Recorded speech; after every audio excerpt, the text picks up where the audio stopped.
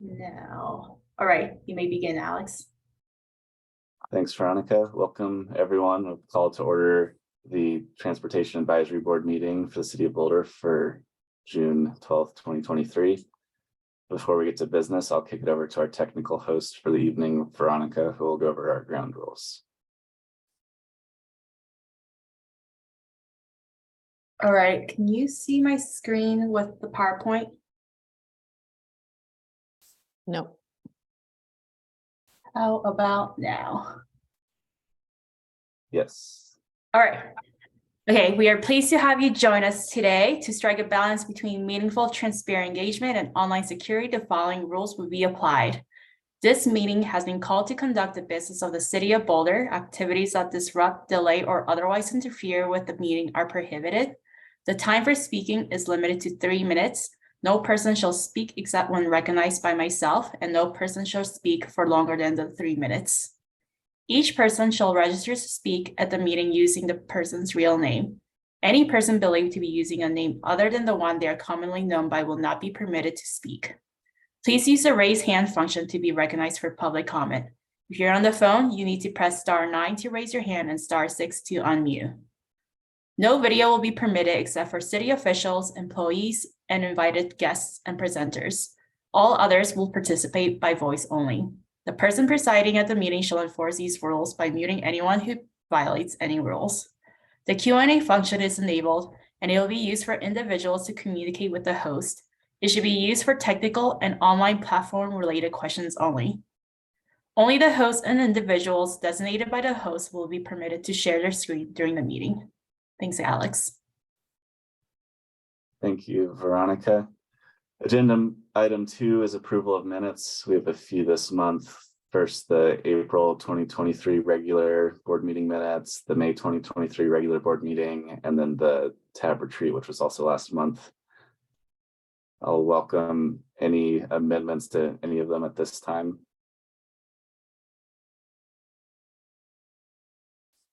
Seeing a lot of shaking heads. Can we get a motion to approve the 3 sets of minutes? I move to approve the 3 sets of minutes. Thanks, Tila. Second. I second. Yeah. Attorney Owens with the second. All those in favor? Unanimous with 4 votes. Thanks, everyone. Good job, Meredith.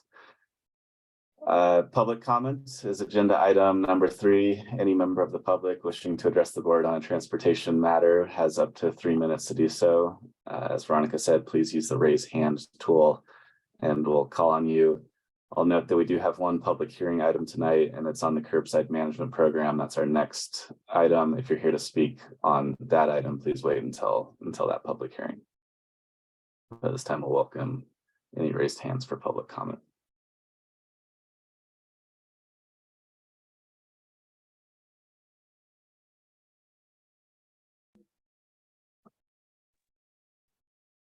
All right, it looks like Lynn Siegel has raised her hand.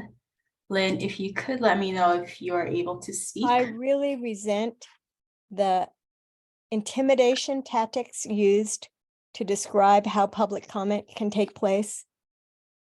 I don't think that's fair at all. I don't think it encourages the public. I think you need to have a different method of getting your liability taken away so that people have to sign something. It's really intimidating. I've gone to city meetings for 35 years. I've never been intimidated like that with that kind of discussion. It's just not right. It's unconscionable. And not having a video window is not okay. I see you, you can see me. I go to Department of Energy meetings. I go to meetings at the legislature in Denver, and my video window is up. So I don't buy this anymore, that it's a security issue. That's a lie. It's not okay. It makes me not want to speak here at all. And what does it matter? When I do speak, I never hear back from you, ever. There's no response. You folks are a tool for the city council. The integrative process of all these city boards are not coordinating with each other. Build it and they will come. Produce, transit-oriented growth, and that's the solution to all ills. And then you're the ones that have a low budget and you're not able to get the funds that you need to take care of all the problems of the growth that's been imposed on you. And you don't fight back. You just do your job. That isn't your job. Your job is to watch out for the citizens and for the transportation aspects of the citizens in this town, considering all the other interactive factors that are going on in the city and all the growth and development that's going on here. And you're not doing that. You're just a tool. If that's what you want to be, I guess that's what you're going to do. But I don't think you're answering to the public, to the public's actual needs. For example, 300 square foot parking restrictions on 2206 Pearl. That's not okay. There's tons of transportation that are coming from those 300 square foot units. And you aren't seeing it and you don't care. Done. Thanks, Lynn. See what we can do for transportation tonight, and hopefully there are some opportunities for in-person public involvement sometime soon. Veronica, any other speakers tonight? It does not look like anyone else has raised their hand. Okay, with that, we'll close public comments. And I think Kurt begin- has his hand raised. Oh, Kurt. Oh, sorry about that. Kurt, could you let me know if you're able to unmute yourself?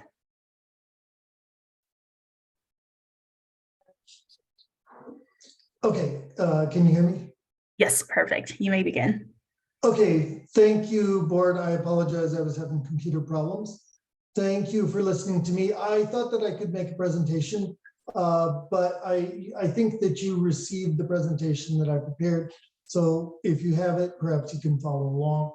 I just wanted to talk to you about sidewalk reconstruction and a provision in the Boulder Revised Code related to that in BRC 8220. If you're looking at my slideshow, I'm on the second slide. All over town, not all over town, many places in town, we have these rolled curbs or slanted curbs, which are problematic in that they allow drivers to drive up on them, either to park on them, which is a significant problem from a safety and accessibility standpoint, or perhaps for a moving vehicle to go up on the sidewalk, which certainly is a safety problem. And on the next slide, you see a clip from the DCS. This is not consistent with the DCS. The DCS mostly requires what we call a vertical curb. It's not quite vertical, but pretty close. There's also a very slanted curb called a mountable curb, but that's generally used only in kind of rural areas in my experience.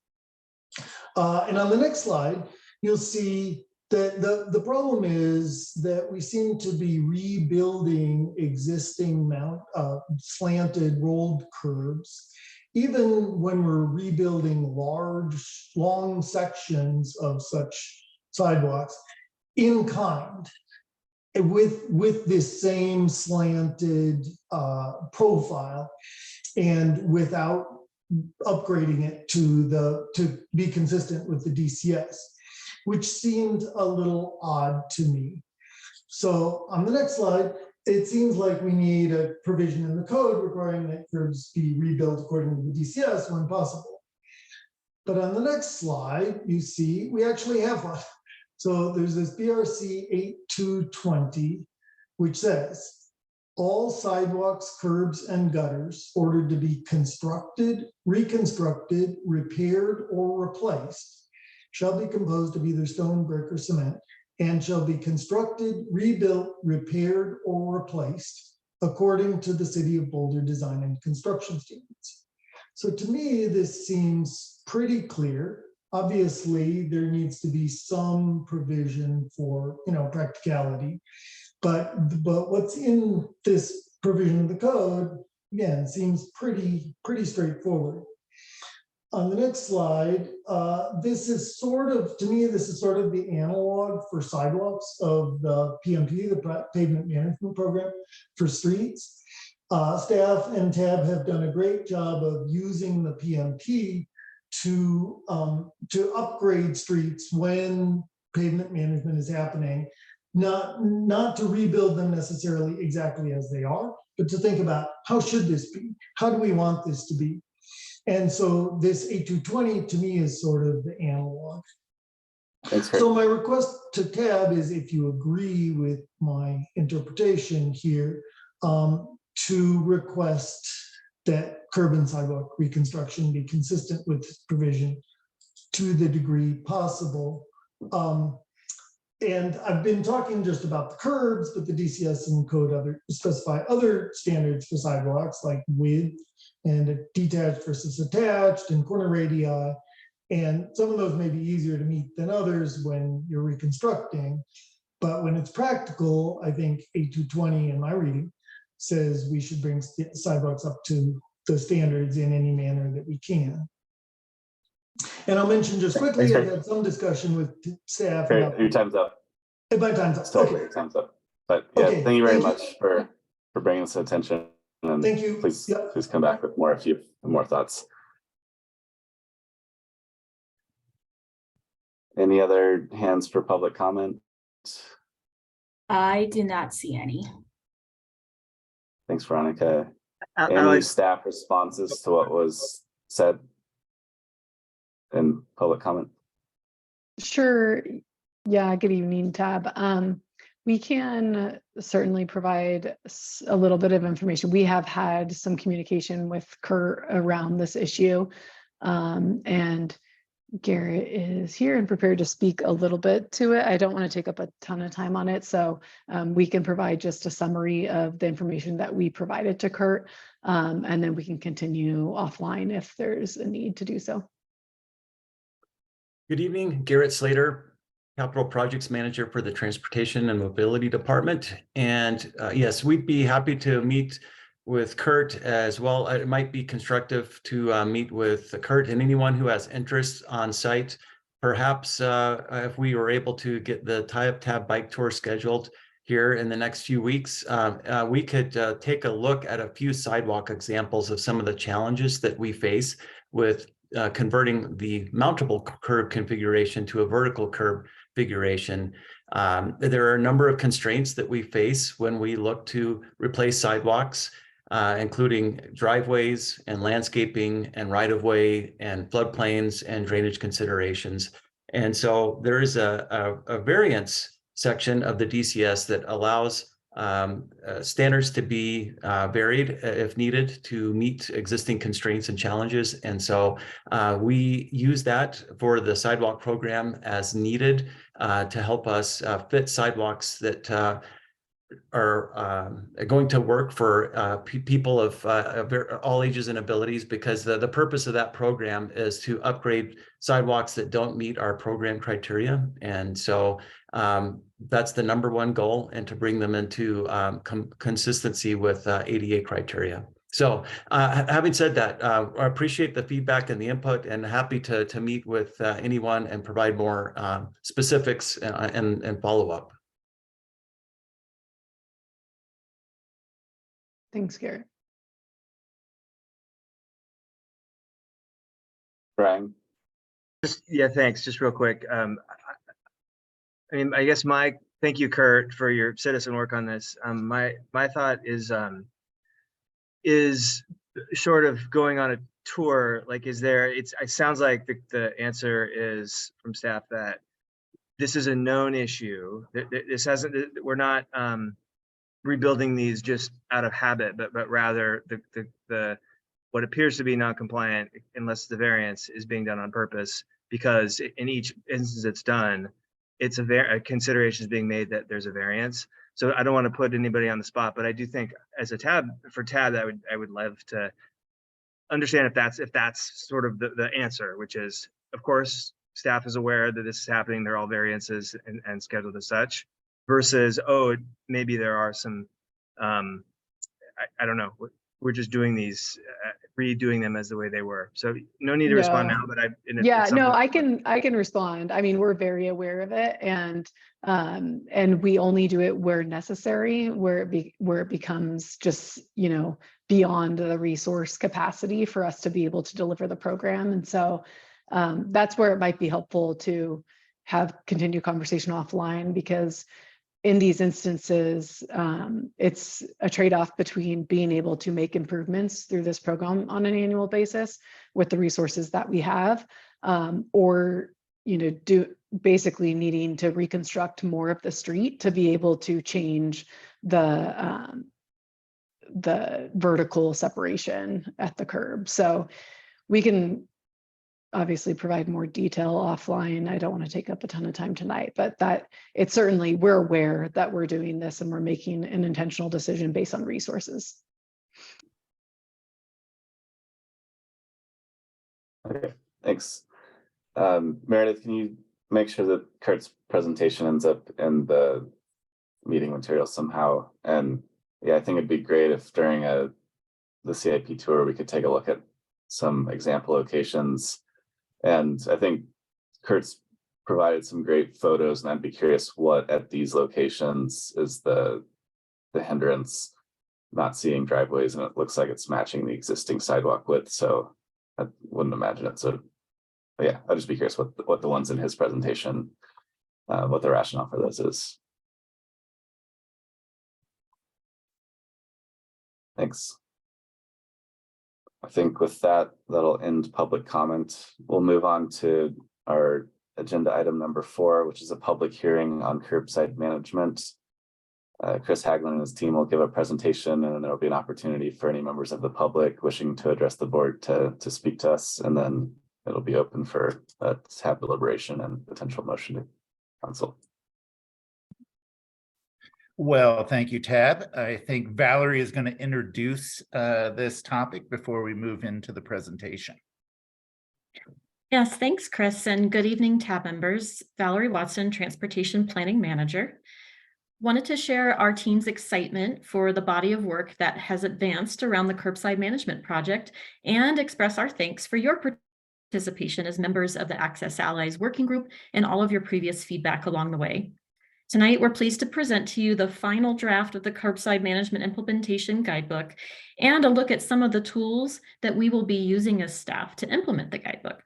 Huge thanks to our consultant team, Fair and Peers and Consor, who have been tremendous partners in building the guidebook with us and so many city staff across departments. And also thanks to Chris Haglund for all of his work leading this project team and the internal coordination that was needed to reach this milestone. And with that, I'll hand it back over to Chris. All right, thank you very much. I am joined by Carly Seif and Jessica Hernandez from our consultant team on this, and they'll be presenting as well. But I will kick it off with the first few slides and appreciate the time with you tonight. So this is a public hearing. So as Alex mentioned, we are going to do a presentation. Tab can ask some clarifying questions after that. Then we'll proceed to public comment. And then once that is finished, to tab deliberation. And we have a suggested motion language, which was included in the memo. Next slide, please. So we'll give you a little bit of the project background. Essentially, this is all about curbside management, and the curb is in those physical sense, the side of the road and the sidewalk, that kind of junction place between the road and the sidewalk. And curbside management is really this growing field, looking at how do we best plan, measure, and manage the use of the curb, because we've just seen so much increased demand for the curb side and access to the curb. Some of that related to some technological changes in transportation, others oftentimes related to COVID. Next slide, please.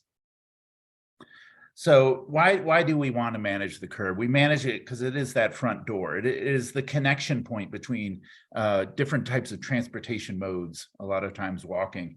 It's one of our largest public resources outside of the streets themselves. The curb may be the second largest public resource. So, and it's a limited space. And as I mentioned, we are seeing those growing demands. When you think about the evolution of transportation network companies like Uber and Lyft, the proliferation of delivery, Amazon, UPS, FedEx, everything is increasing the demand for the curb. And throughout this whole project, we really also wanted to focus on how do we use this body of work and this ultimately the implementation guidebook to help guide our city to help reach our community goals. Next slide, please. So, and there's a number of goals that are related to this work. When we think about Vision Zero and safety, we were seeing a lot of unsafe activity around TNCs like Uber and Lyft, double parking of delivery vehicles and the safety of those drivers and people delivering those package. So by better managing the curb and allowing for access, we can hopefully improve safety and reduce crashes and any injuries. Oh, can we go back? No, thank you. Just want to mention a couple other ones.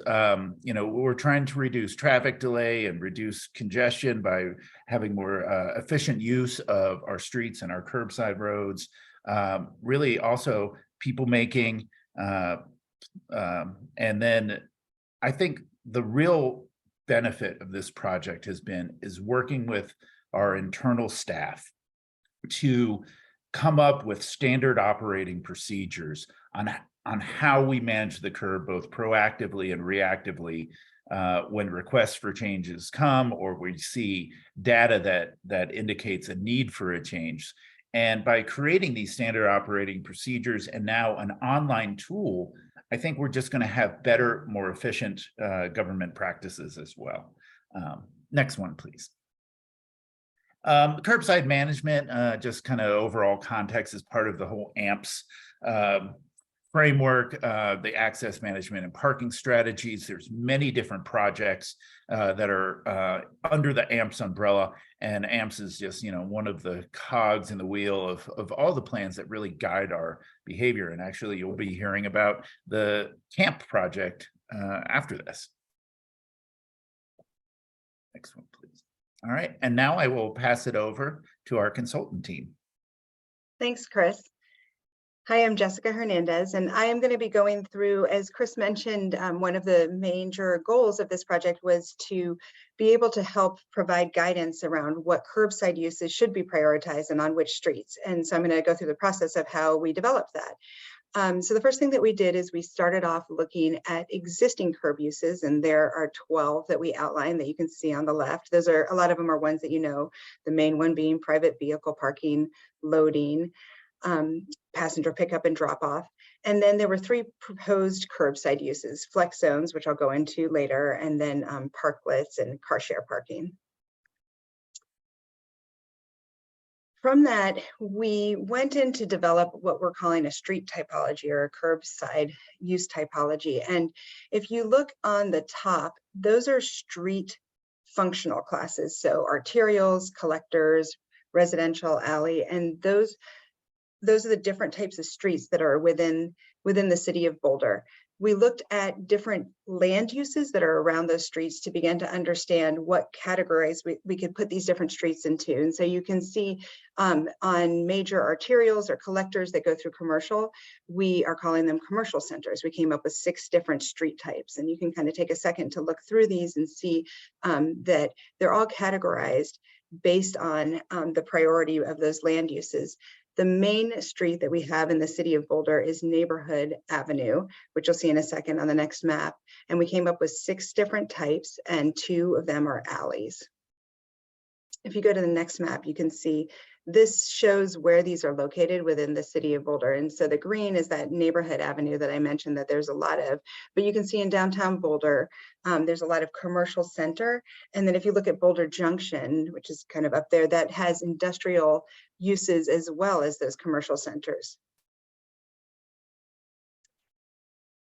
Then using those different street types, we wanted to be able to say what types of curbside uses should be prioritized on those different streets. And so across the top are the different the different street typologies.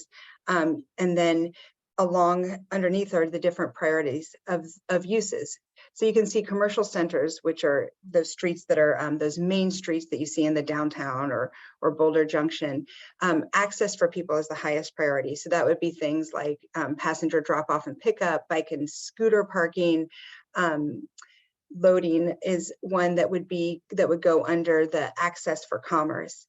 There's two types of commercial centers that you can see on the left, and that's because we prioritize commercial centers that are within managed districts differently than outside of managed districts. The first one is outside of managed districts, and you can see that those access for commerce uses are a little bit higher than what we call activation or placemaking, which is more like amenities like streetscape amenities or the parklets. And inside of managed districts, which is the one on the second one that you can see, we have those prioritized a little bit higher because usually there's a little bit more funding for that. Then we also looked at actually how these should be distributed on each street. So we know what should be prioritized, but as you can see from this, I was just talking about the commercial centers. The highest priority is access for people, but you can see here that that is not the biggest slice on the pie. This kind of bluish gray color is vehicle storage, which right now you can see on many of our commercial streets is the majority of the use. And the goal is to kind of shift more to have more of that access for people, access for commerce, and the activation. But it wouldn't, just because it's the highest priority, it wouldn't be the highest use on the streets. Another part of this project was to look at what those uses should be along the alleys. And there's kind of two uses for alleys that we found. The one that everybody's used to, which is maybe those uses that you don't want to see. It's kind of a place to hide what you don't want on your main streets. But then there's also a use, the idea of having activated alleys, and the place where you would want to go to maybe see murals, talk with people, have some outdoor seating. Places that you've been to that have a lot of these are Fort Collins, even closer Longmont. And so as part of this project, we started to look at places which were already kind of had a potential for activation. And this is something that can be looked at further. But this map here and in our guidance kind of outlines some of those early looks of what alleys could be activated. We also helped to define some processes to go from unmanaged to managed parking. So in areas where currently there's unrestricted parking, what would be the process to align with the ramp process and other AMP processes to decide when you would go to time limited or paid parking, or from time limited to paid parking. And we developed an ordinance language to support implementing the guidebook, to support the city staff in reallocating curbside uses. Also looking at, there's a performance-based parking pricing rule that looking at when a street is underutilized, when there's not a lot of utilization, what could be other ways rather than lowering the price of parking to help bring more demand. So for example, use some of our prioritization and our curbside uses to reallocate, repurpose existing private parking spaces to some access for people uses, things like that, to have a lower supply to drive up that demand. And finally, some clarification for developers about how this guidebook would be implemented and what it would mean if you're going through a redevelopment, or that you can't always expect to have private parking right outside of your development, that city staff will be always using this guidebook and hierarchies and determining what the best use is for curbsides. We ran a pilot project, and earlier I mentioned that one of the proposed uses is flexible loading zones, and I'm not sure if anybody saw when this pilot was going on earlier at the end of last year, but we looked at existing loading zones and changed them to what we called flexible loading zones, which allows 10 minutes of of parking. You can stay in your car, you can get out of your car. It's an opportunity to go get a cup of coffee, or for Uber and Lyft drivers to pick up their passengers or drop them off. And the goal was really to try to avoid, we were seeing a lot of unsafe uses, double parking, pulling in to drop off or pick up passengers in places that you shouldn't be parking. And so we wanted to see if we could kind of organize this use a little better by providing more options and more opportunities. And so I can show you the results that we got on the next slide, which they were really highly utilized. It was an exciting result. We found it was a short time period. So while we did see a reduction in collisions, I just want to mention that, you know, it's hard to say a lot about that with the shorter period of data, but we did see it for the time period. You can see on the pie chart that's on the bottom left, that's a mix of vehicle types. And so we did see it used by a pretty big range of vehicles. That orange pie is about a quarter, and that was Uber and Lyft doing drop off and pickup. And then we saw a lot of private vehicles. Some people stayed in their cars and maybe, you know, checked to see, instead of doing it while they were still driving, or maybe in a place where they shouldn't, they checked their maps. And then we also saw a lot of private vehicles running out and getting that cup of coffee, or going and picking up their takeout. We also looked at how long cars were staying in these flex zones, and we saw that the 10 minutes was probably a little bit shorter. So we are developing, you can see up at the top, we're still in the process of developing what the new signage would look like, but it's going to be updated flexible zones to 15 minutes of parking. We heard that maybe some of the signage and some of the messaging could have been clearer. So that's another thing that we're trying to do right now with developing these new signs. Now I'm going to turn it to Carly. Great, thanks, Jess.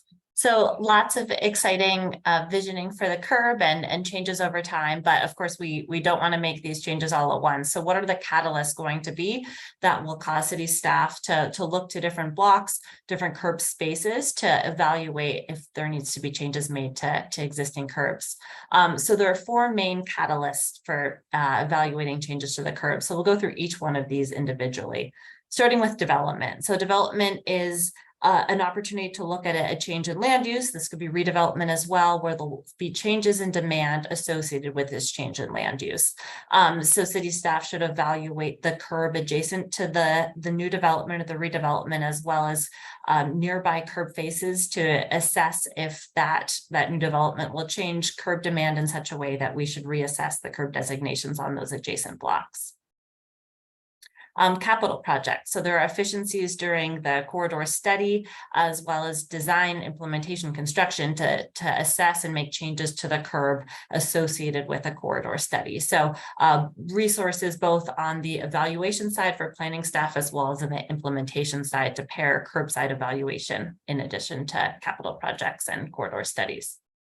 And then proactive changes. So this is looking at different performance measures that are indicators that there might be a mismatch in supply and demand of the curb. So we assessed current data that the city collects and synthesizes to determine what are different thresholds that should be triggers that the curb use today isn't quite right. So the first one of those are collisions. So collisions are an indication that people are making unsafe behaviors resulting in crashes, and there needs to be a reassessment of the curb. Perhaps that curb use isn't the right place on the block, or it should be longer in order to have a better entry exit. As Jess mentioned, double parking, which can cause unsafe and uncomfortable movements for all modes, is an indication that we need to make changes to the curb.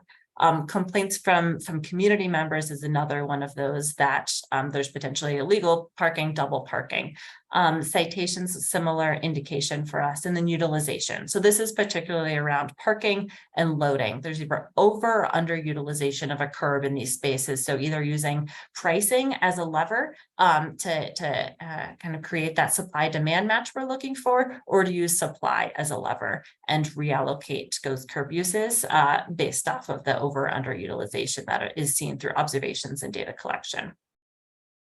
And then reactive changes. So this is when a business, a community member requests a change to a curb outside of their residence or outside of their business.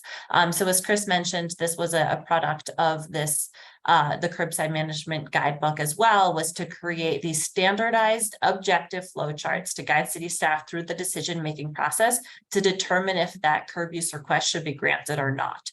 So we recently received a request from a business to have 3 flexible loading zones outside of their business. So we tested out these flowcharts, brought up the flexible loading flowchart, and ran through these different responses. So a number of these curb uses have deal breaker questions, as we call them, of do we even consider evaluating an ADA space if the slope of the sidewalk adjacent to the requested space is greater than 5%? In this case, no. So it's a deal breaker question. And then moving on to the other questions, if the slope is less than 5%, you sum up the score to the response to each of the questions, and then that will help guide city staff to the decision. It also helps provide a transparent report back to the business that requested that curb use change.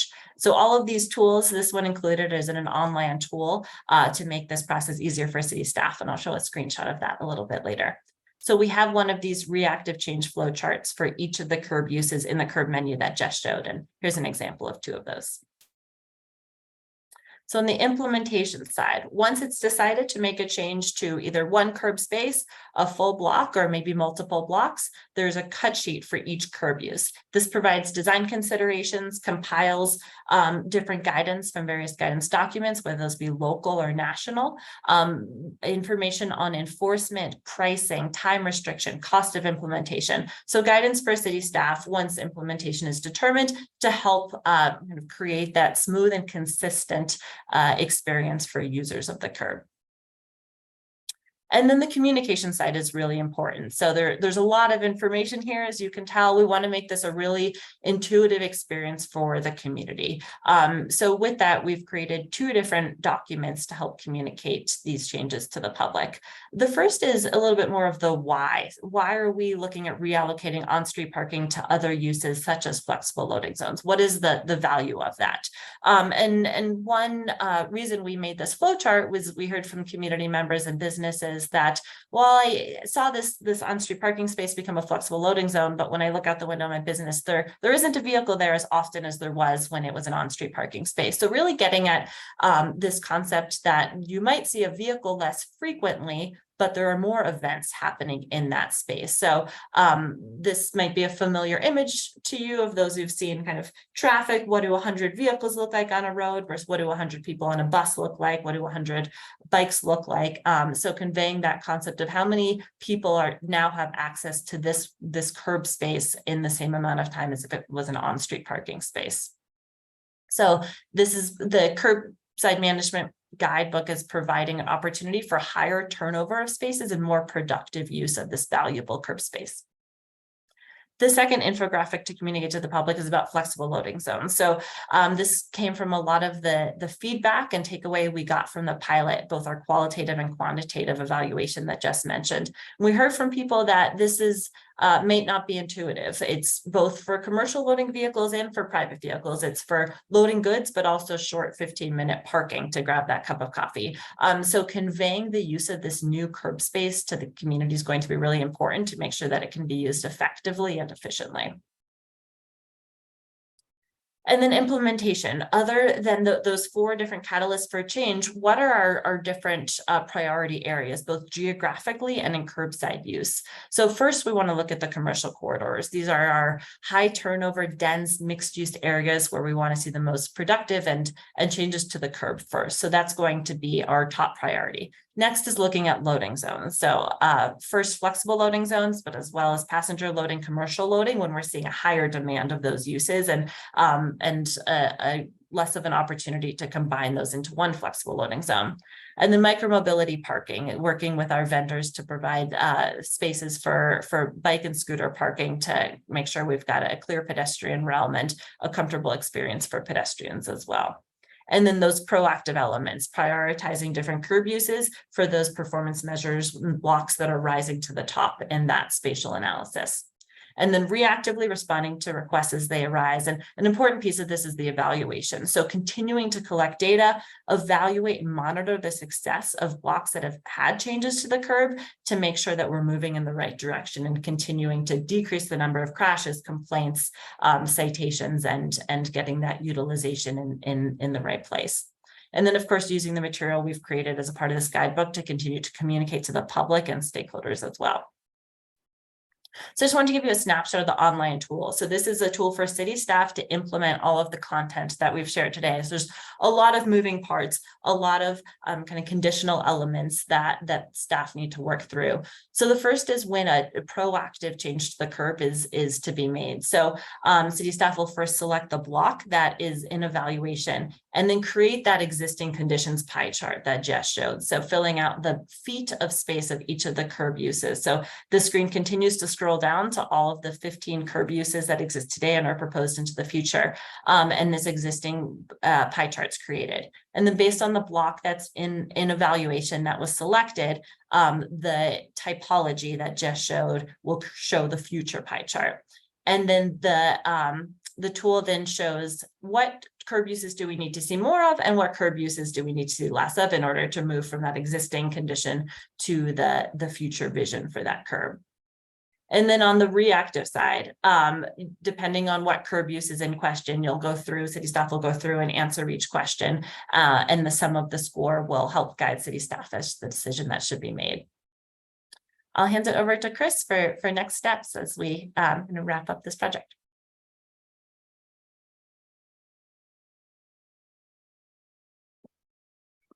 Forgot to unmute myself. So we've gone through a number of major events. We've taken this to all of our commissions, our Downtown Management Commission, the University Hill Commission, and also Boulder Junction. We had a final meeting, a couple meetings with our Access Allies group that has been provided great input and feedback throughout this process.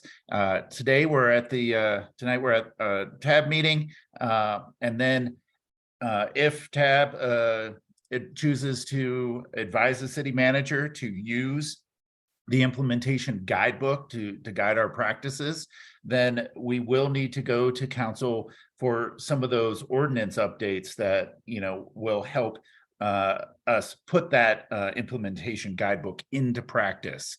And so those will really be the next steps after that. Tila, I see your hand raised. I was just anticipating we were going to get to clarifying questions. Okay. Yeah. So yes, and we do have the suggested motion language that was in your memo and here as well for you. But yes, we can dive into those clarifying questions now. Thanks, Chris. Yeah, before we get to the public hearing, if any TAB members have clarifying questions, please ask them now. And then after the public hearing, we can do our broader deliberation. Tila? Thank you, Alex. I'm the Access Allies person who's been working on this a bit. And so I've had several more touches and looks at this document as it's been moving around. And I just wanted to just highlight a couple of things that I got clarification on during this process that wasn't really part of the presentation tonight. Those pie charts that are showing how different uses are being prioritized or how they're spending time at the curb. Those pie charts are about space, right, Chris? Not about time. That was one of the questions I asked. And so sort of about how much real estate is allocated rather than how much time is going on. So when you see something that's, 40 to 60% for vehicle storage, that means 40 to 60% of the stuff of that area is dedicated most of the time to vehicle storage. So just wanted to clarify that if that was something that someone came up with. And then the other thing that I wanted to clarify was, and it's in the document, is that because we have things like CAMP, and because we have things like the Neighborhood Parking Permit Program, which is now a different acronym, and those are sort of separately codified in the code, this guidebook doesn't really affect those efforts. And it's not entirely clear it will inform those efforts. But I just wanted to point out that just because someone in an NPP is asking for a request or a change, it might not actually trigger the flow chart that is anticipated here for existing NPPs and for managed districts where probably going to be doing it. So this is kind of a first step, I think, in a really excellent direction, but I just wanted to make sure that those points were kind of clear. Third, I'm curious. Oh, sorry, Chris, did you want to respond? Or somebody- No, I Yeah. was just thanking you for pointing that out. Sure, thanks. We had discussed it at our last access. hour. Exactly, yeah, but only I was there, so. Third, I wanted to know among my tab members tonight, who has actually looked at the guidebook? I was sort of disappointed because normally the guidebook, especially if we're having a public hearing and you're asking for tab input, an action on it, normally the actual document would have been appended to the memo. And I have looked at it. I definitely haven't studied it. I'm curious if any of my other tab members have bothered to like go through, find the web page, go to see it, and have actually at least glimpsed or glanced through the guidebook that you're asking us to promote this evening.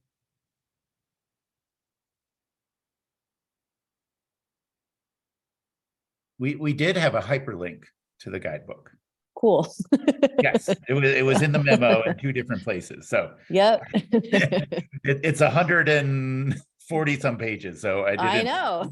add it to the. But I've definitely had meetings where my packet is over 200 pages. And so I'm guessing from the resounding silence here that my other tab members probably didn't dig through and do, the extra credit and the hyperlinks, or probably have scanned through. That being said, this is for discussion later, but I do endorse this product. I think it's an immense amount of work, but I was just curious whether other tab members had been as thoroughly informed about, what the nuts and bolts are that we're being asked to endorse tonight. My other question is, who will use that online tool and what for? It sounds like maybe it's for staff to work through the cut sheet. So why is it online? Is this something for more public transparency or? Well, it is for staff's internal use and to help them. And, since we are all working remotely, it helps to have an online tool. I envision it mostly being used by Devin's team, the traffic ops engineers, but it does provide also a way to share information as well for transparency if you're working with a specific business who's made a request. So it serves two functions, but it is mostly a tool for internal staff to go that makes sense, because I'm like, what would I do with this? And lastly, I noticed in the memo, and we hadn't really discussed this from what I recall in any of our AMPS meetings. You were there was a mention of maybe at some point having an alleys master plan. And I was just sort of curious. I think that this effort has highlighted, Chris, you've said, like how much curbside uses have changed since our last sort of deep thinking about transportation throughout the city. And I think it might be highlighting the fact that we've overlooked alleys or truck routes, or, there's a few other kind of big things that other cities do look at in their master plans. So why would we not want to include an alley section or alley thinking in our next TMP, as opposed to what the memo was suggesting, which is maybe a separate alley master plan?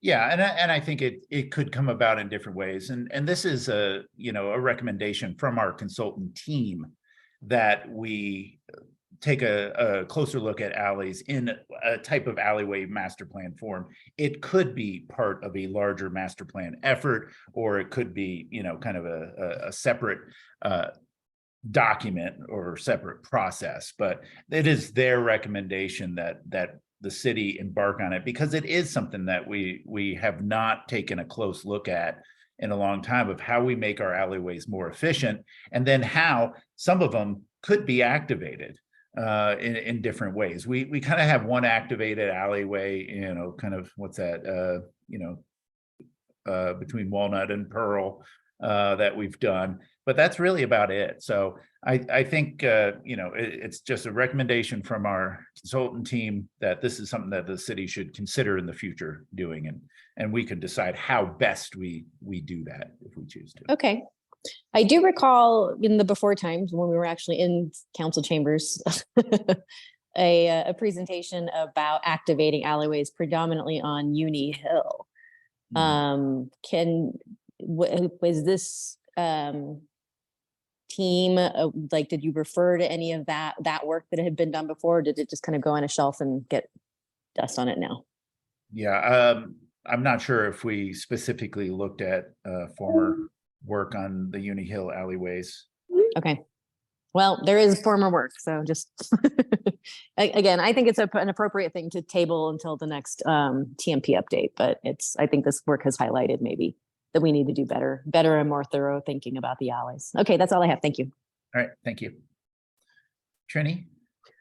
Hi, well, I apologize for not looking over the handbook, first of all, but I do want to say that the presentation is really well put together, and I want to commend all the work that you guys have done, because it's obvious that there's been ample thought put into this, and yeah, and I'd be very happy to support this. So. Any other clarifying questions? Not seeing any, we can open things up to the public hearing. Or Ryan, do you have a clarifying question? Sorry, this might be a response to Teal. I just wanted to point out, I'm one of the two liaisons, and I did join the May 19th meeting. And I think my question at the time was, what questions do you have for Tab, who you've invited to be a part of this? And I recall the feedback back to us was, what was Tab, tell us what sort of relative priorities would you like us to have? And I think I anticipated that would come maybe today, but now I'm trying to remember what were those, what was that choice?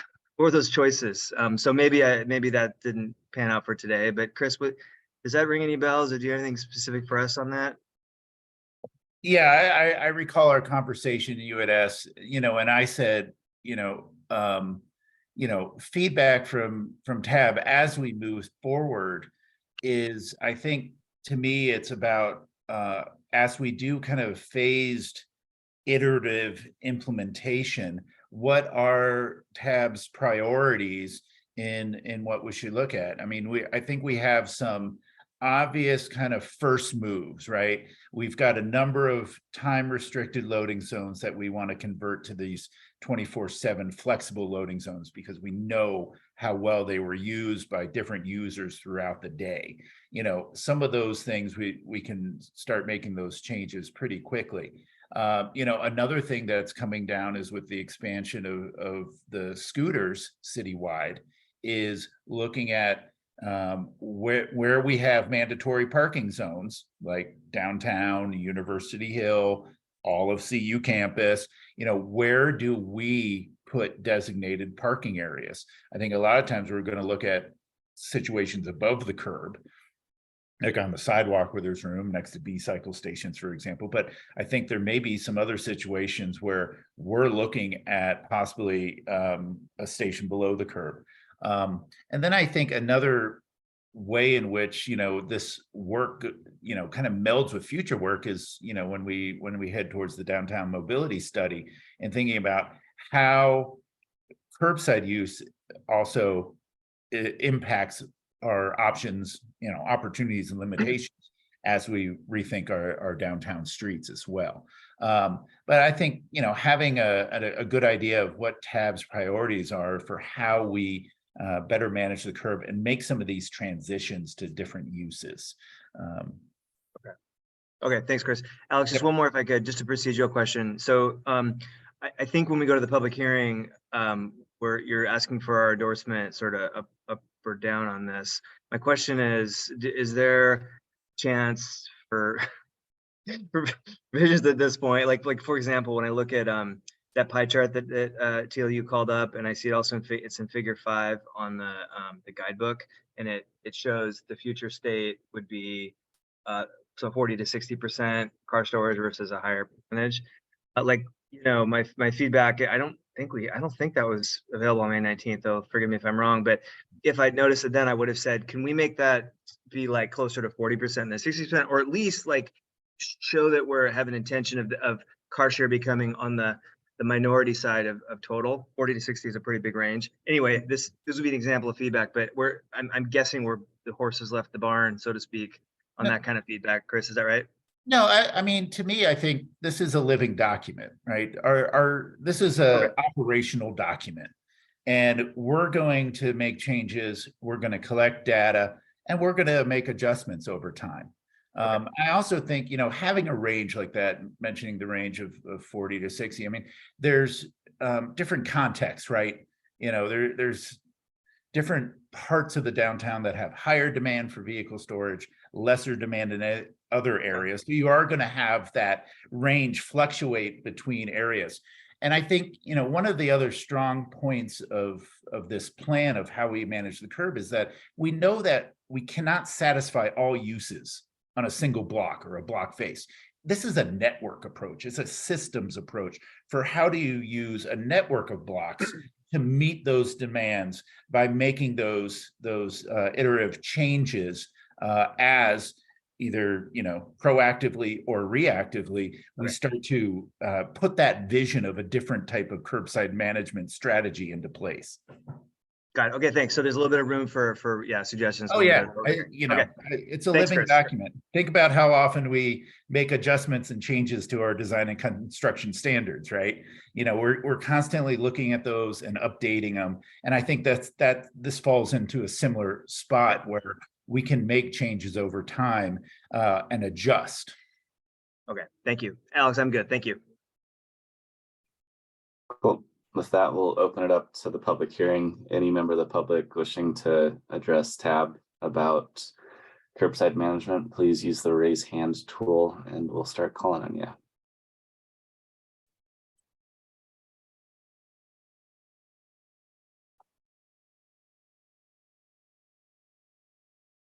I'm not seeing any hands. Veronica, are you?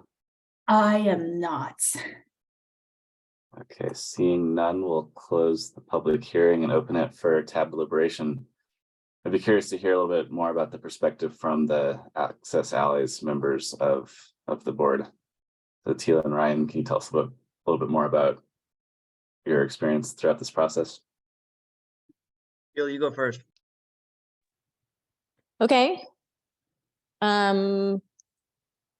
I have gone from being super grumpy to really, really respecting how much thoughtfulness and effort has gone into this document. I do think it's a prime example of Boulder overthinking things and wanting to sort of overregulate things. But what we are looking at this evening and being asked to endorse is a product of some immense contemplation and effort, and in particular data crunching to, in my mind, remove a lot of the arbitrariness about how and where we were using particular treatments as a city, or allowing access or not allowing access, and how piecemeal it was. And so if it actually becomes a tool that is used uniformly and regularly, see my caveat about, things like camp or neighborhood parking permit programs being sort of excluded from this. But if this is a significant step in the right direction, I think showing what thoughtful, deliberative, smart governance looks like, I would really urge that we endorse it. There was a lot of hand-holding, I mean, you've seen Chris in a lot of different, Alex in particular, you've seen Chris in a lot of different roles over the couple of years. And so, he tends to kind of go slowly and in kind of a deep dive fashion. And this is, I think, one of the better, maybe the best example of his work in terms of actually having something to point to that's going to change how the city is thinking about things. I thought that the flex loading zone pilot was probably not going to tell us a whole lot that was new. And I think Chris would disagree. I think he said that the city learned a whole lot. I think that there were a lot more private vehicles that we thought. I think I thought it was pretty clear that we needed to have more flexible uses and just sort of more open-ended. We don't really care why you're here, whether you're delivering, a little box or a letter or a human, or you're picking up a human or picking up a lunch. Like, it's just a flexible loading zone. Let's just kind of call it that. And they learned, 10 minutes is not quite right. 15 minutes is a little bit better. So, I was frustrated by a bit of the process, and sort of the sort of navel gazing in my view. But I think that the end result speaks to a lot of the care that was taken by this group and by the consultants. And as I said, it's changed me from being super grumpy about it to now wanting to use this as a persuasive tool and a reasonable and reasoned and data-driven basis for changing what we do as a city. So I have been very impressed with the group's work. Thanks. Then Ryan. Yeah, Tila, that was well said. I agree with you. I'm impressed with the work of Chris and the team and Carly on the analysis and the rigor with this from a programmatic standpoint. So it's well done. I think maybe just to pick up on the point about sort of like how I don't know, maybe I forgot what word you used, but how you started and we started. I think in general this is a program or not a program, but a process in which, if I had my druthers, the either TAB or the TMP would really be driving it, and that would be in the preamble of the thing. And so this would be about showing strategies for reducing greenhouse gas and PMT in mode shift, and really spell out to anybody reading this thing that those are the driving forces. But I think that maybe is beyond scope of what the program team here gets to decide, and that's larger discussion about parking and other policies being diffused throughout different departments. So yeah, I endorse it. And then I guess this is going to comments, but the only thing is at this point I would like to see that pie chart, maybe where it says 40 to 60%. I would like to see it cap out at maybe 49%. And as part of that, make a statement and say that we recognize that car dependence and car dominant planning is a problem, and we are making a proactive, deliberate move away from that for the various reasons that we need to. This seems like a really exciting statement, or at least a valuable statement that can be made there. But I'm only saying it because I asked for your permission, Chris, to provide substantive feedback. So beyond that, yeah, I'm supportive and appreciative of your team's work. Thanks, Ryan. Yeah, doing the math, if right, to Ryan's point about the pie chart with 64% vehicle storage, if that only goes down to 60, we're not really changing much in the other categories. It seems like it would need to feel a difference, it would have to go to 50 or less, to like Ryan said. Yeah, and I feel like this is some really granular data with sound reasoning for why we're doing things the way we are. I didn't go through the whole appendix, but made it through the 30 or 40-ish page actual guide, and between the executive summaries we've received with this update and the other one, everything's always seemed pretty sound to me, so I don't think I have much to contribute beyond what I've said. Turning or Tila, do you have anything else feedback wise or for us to discuss? I think to the point that this is, quote, a living document, it's important to note that we are, and I haven't read the changes to the code, but basically the changes to the code say city manager should utilize this implementation guide. And so that leaves room to change the implementation guide without having to go back through all the rigmarole of changing the code and going to, council twice and the whole thing. And so I appreciate that bit of flexibility as well. So I just wanted to clarify what it is that we're being asked to endorse.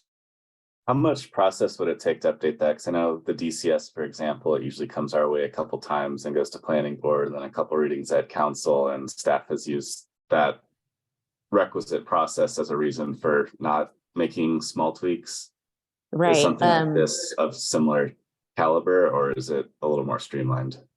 I'll let Chris talk to that one, but yeah, I think it's a bit more streamlined. I think the DCS covers so many categories, and this is kind of really focused in on a single category of design. So I don't anticipate it having to go through, the tremendous process that we often go through for the DCS and kind of breaking it up where we're going to look at this section and this section and this section.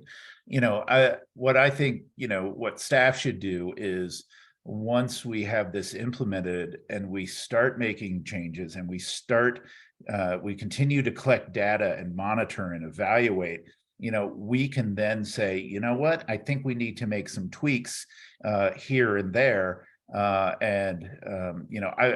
haven't discussed what that future process would be like, internally. So I can't really speak to that. We just haven't got that far yet. I'm sure there could be a process that, periodically we evaluate it and see if we need to make any change in it. If those changes are purely operational level or would require, a change in city manager rules or ordinances, then that's a different level. Okay, fair. Thanks. Yeah, I'd imagine we'll want to live with this one for a while, get a real sense of it before anything was proposed to be changed, unless there's something obviously wrong. Any other conversation from Tab? Or can I entertain a motion that has been staring us in the face for a while? One of our allies want to take this?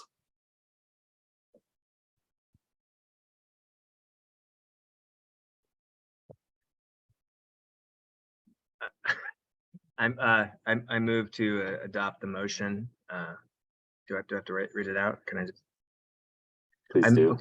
Okay. So I move to adopt the motion provided by Chris.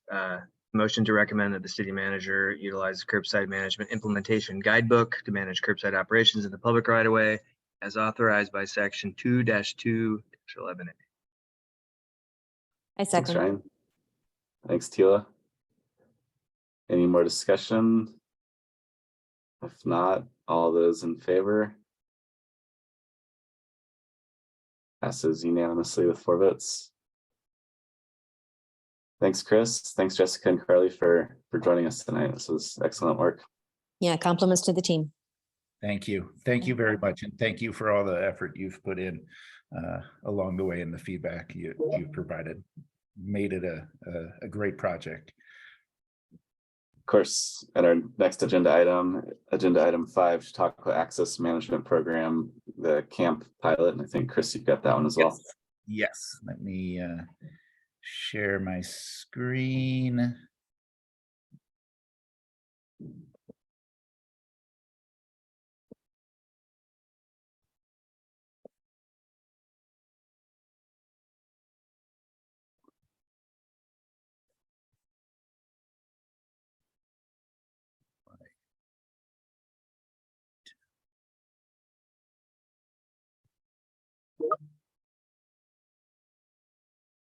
Sorry, I'm just trying to get this. There we go. All right, is it full screen now? Okay, thank you. All right, so once again, Chris Haglund, Principal Planner, here to give you an update on our Chautauqua Access Management Plan evaluation that we are conducting. The purpose of this evaluation is really to evaluate the effectiveness of the CAMP program compared to its original goals, develop staff recommendation based on that analysis, stakeholder input, and things like the racial equity instrument for boards and council consideration. We will need to, if we continue with the CAMP program in the future, we will need to make some minor ordinance changes, mostly in regard to dates of the continuation of the program and when it would sunset, for example, if it did.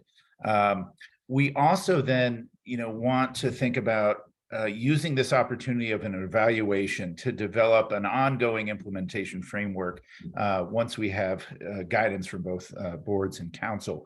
And I think, one of the other elements under the AMPS umbrella is this trail access management program. And so we're really hoping that our camp program and the evaluation of this program set the foundation for future work in trail access management.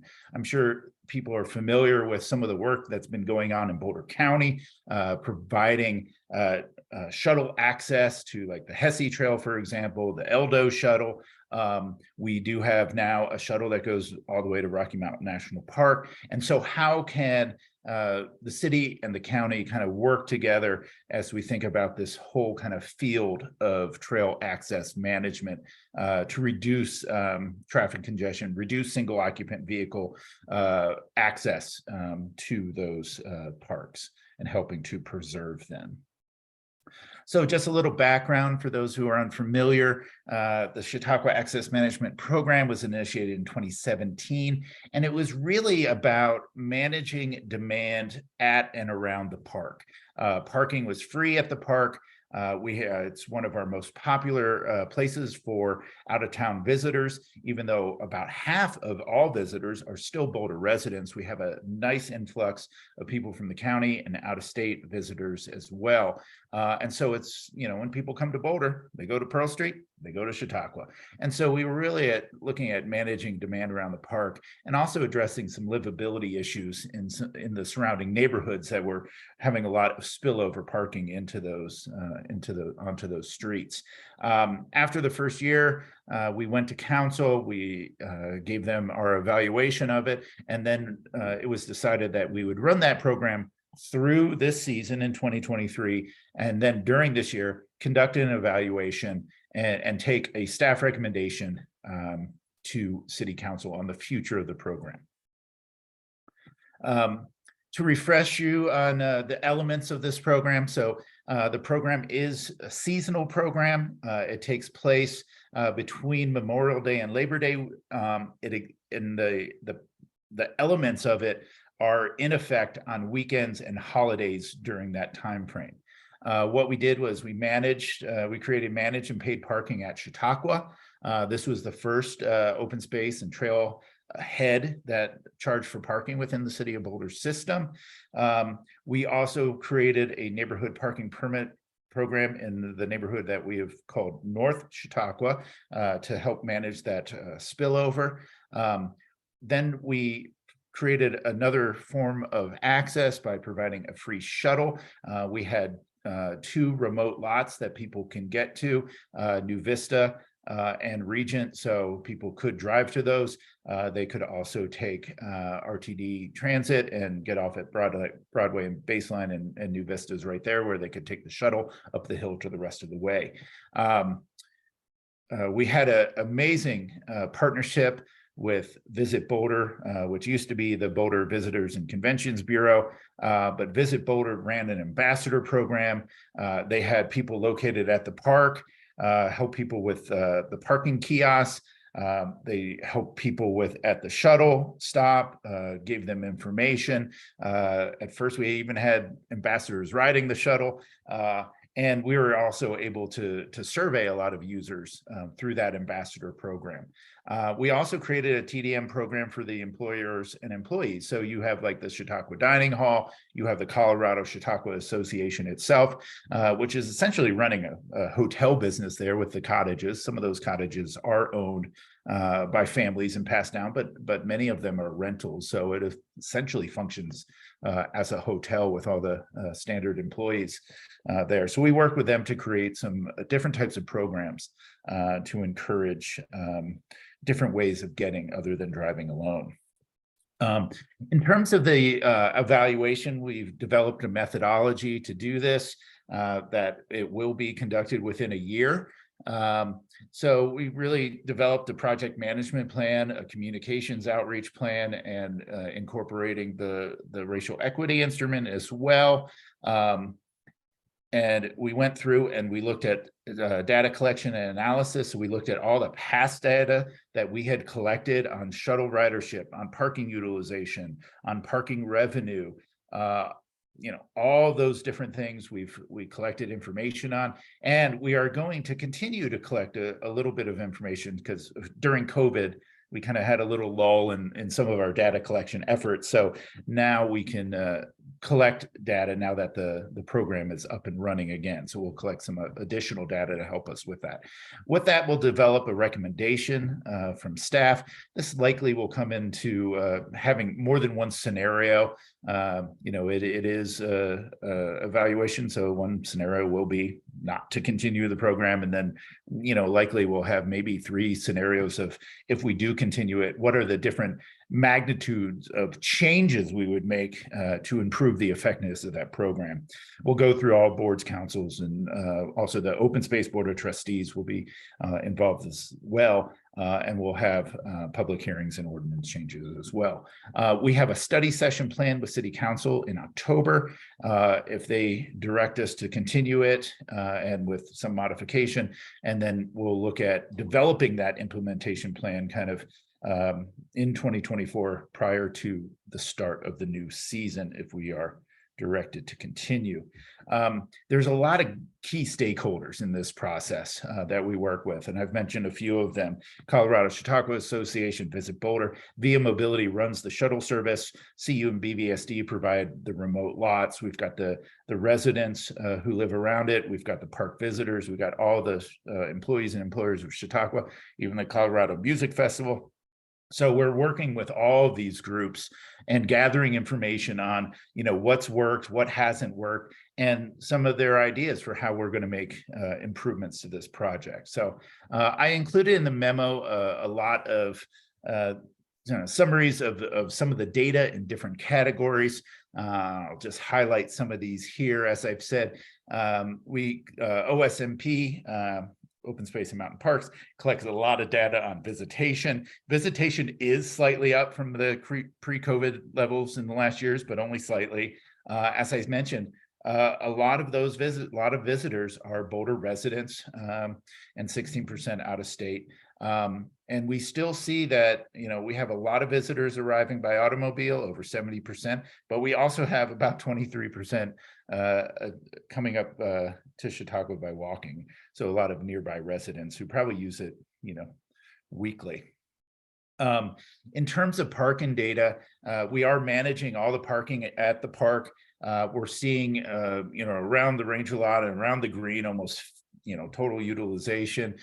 Some of the other more remote parking lots that people may not know of are experiencing a little less utilization. We know that people are generally staying 2 to 3 hours. One of the real good things that we've seen is that the parking revenue that we collect both on the site and through citations is higher than what we spend on the shuttle and to run the program. So it's a program that is cost effective. And we do a lot of enforcement. We are, almost 3,000 citations during a summertime to help kind of manage the parking at the parking in the neighborhoods. Shuttle ridership, it really took off at the beginning. We were like 700 trips per day. COVID really had an impact down to about 300. So we're going to measure it this year to see how it's rebounded, if it has, from the other times. But the shuttle was extremely popular and well used, and so we're hoping that comes back after COVID. We did see, in working with the employees, not having transit access directly to the park from RTD is really helps, really prevents a lot of the modal shift. But we did have a number of employees, based on when they work, who are able to use the shuttle. But I think a lot of people just found other places to park. And so really looking at transit access beyond just the shuttle, I think, is a key thing if we want to continue to look at modal shift for employees. Just a little timeline. So as I said, you know, kind of in this period in June and July, we're doing continuous stakeholder engagement with the different groups. We're going to collect some additional data. We've got a survey coming out. We've got actually a number of surveys. So we're going to be surveying employees. We're going to be surveying residents. We're going to be surveying visitors. And then there'll be also a general public survey. We're looking at having that come out in early July. We wanted the camp season to be, you know, kind of get into the flow, and then we'll do these surveys. In August, September, we'll be working with our stakeholders and refining these different scenario options that we'll be presenting to TAB and the Open Space Board of Trustees. As I mentioned, we have a study session in October, and then if we are directed to continue camp with some modifications, then those ordinance updates will take place in kind of the October to December timeframe.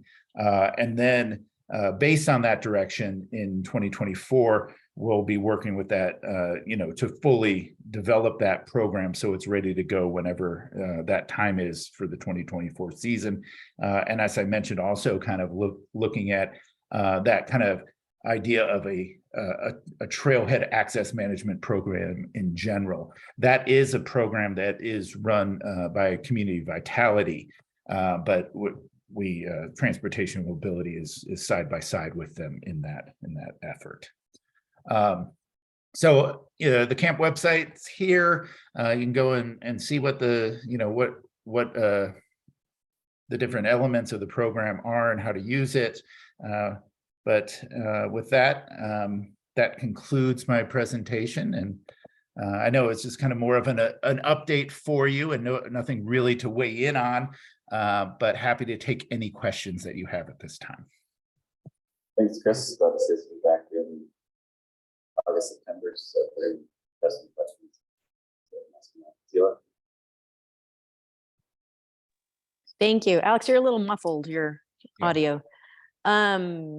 So Chris, something you just said piqued my interest about a more general trailhead access program. I live near Sanitas Trailhead, which is definitely nowhere near as, you know, in demand as Chautauqua, but it's also a smaller space. Other than those two, is there an understanding that there's a need for more management on access and transportation demand management for other trailheads? And is it actually an ongoing program that Community Vitality is working on? Yeah, it's kind of a newer program that we're working on. Certainly, when we've had talks about different categories of trailhead and the need to manage access. You know, Chautauqua was kind of in a category of its own. Definitely. Sanitas is second, you know, it's like our second tier. And then we have visitation data and we have anecdotal data of some other areas. So there are some an area in Shanahan Ridge that we get a lot of issues with. Okay. So that's another one. But it's really, you know, those three that we talk about the most. It seems to me that they would have sort of a threshold of visitorship or of, Yeah. you know, neighborhood impacts. It would be Yeah. interesting to articulate what that is. But yeah, I hadn't heard of that. So that's very interesting. The one number that I really couldn't find in looking through the memo, and I didn't dig any further than that, I'll admit, was we see number of trips and number of shuttle trips and things. I don't see number of humans served by the shuttle. And the reason I ask is that, you know, I'm just wondering, is having the shuttle a really essential part of this, or is it really about pricing, managing the parking? And if OSMP can tell you how many people are on the trails, why can't I find out how many people are taking the shuttle? So the number of the shuttle of saying like it was pre-COVID, you know, we were looking at 700. That's 700 people. That's 700 humans. riding Okay. the shuttle per day, and then it dropped down to about 300 during COVID. Yep. And now we're seeing it, but those are actual passenger trips on the shuttle. Okay, that was not at all clear to me from the memo. Okay. So I thank you. apologize for that. That's okay. Okay, that's all I have. Penny?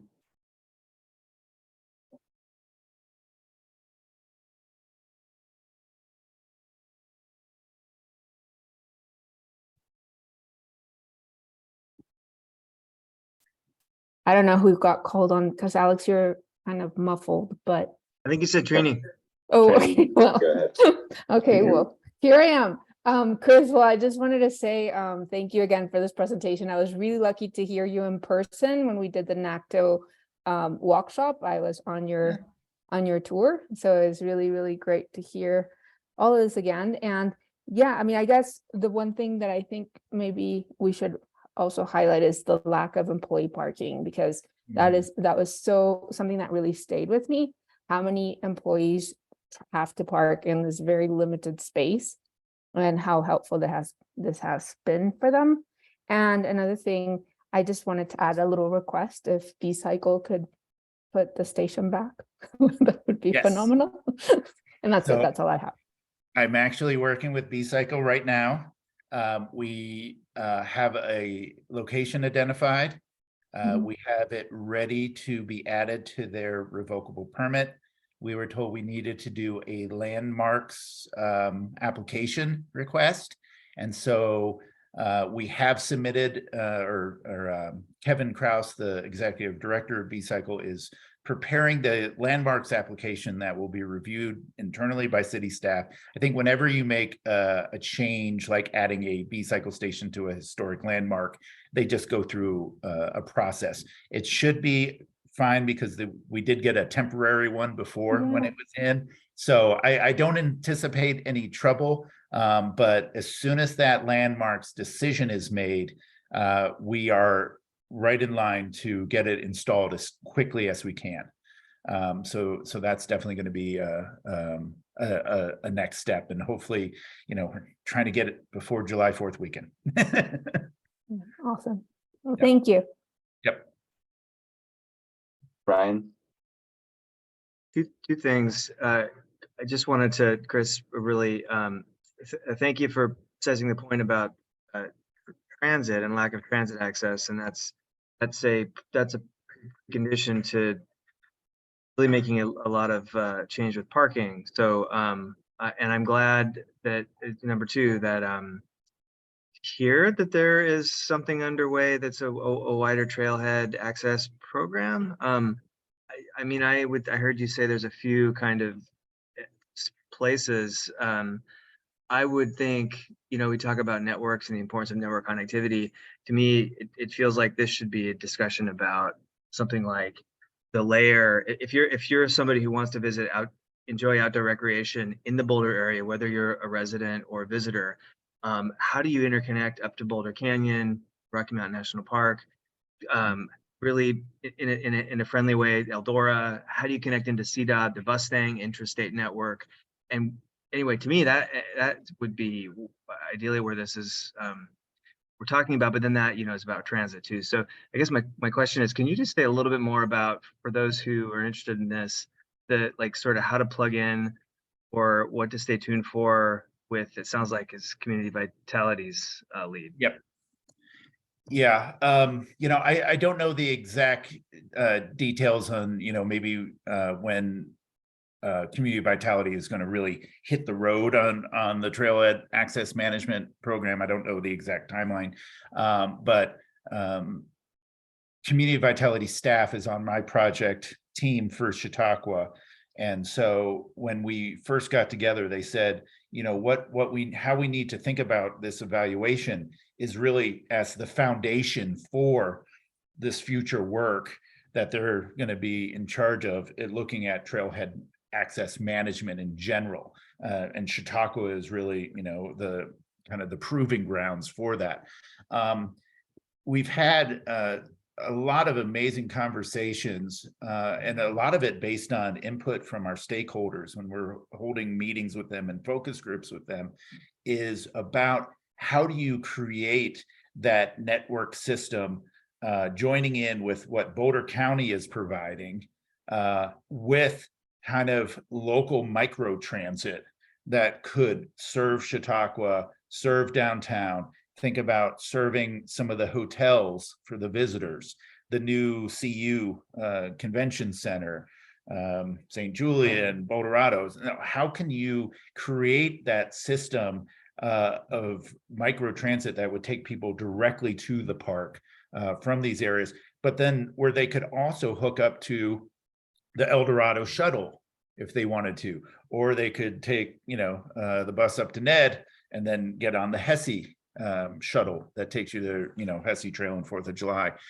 So that's kind of like the vision that we're working on is essentially a micro transit system to help access those areas, but it also would serve to access things like, downtown Boulder and everything. So, the Visit Boulder is very keen on the idea and very supportive of looking at that, of being something that really helps people get around who are visiting Boulder, not to have to get into a car to go to all these sites that they want to go to.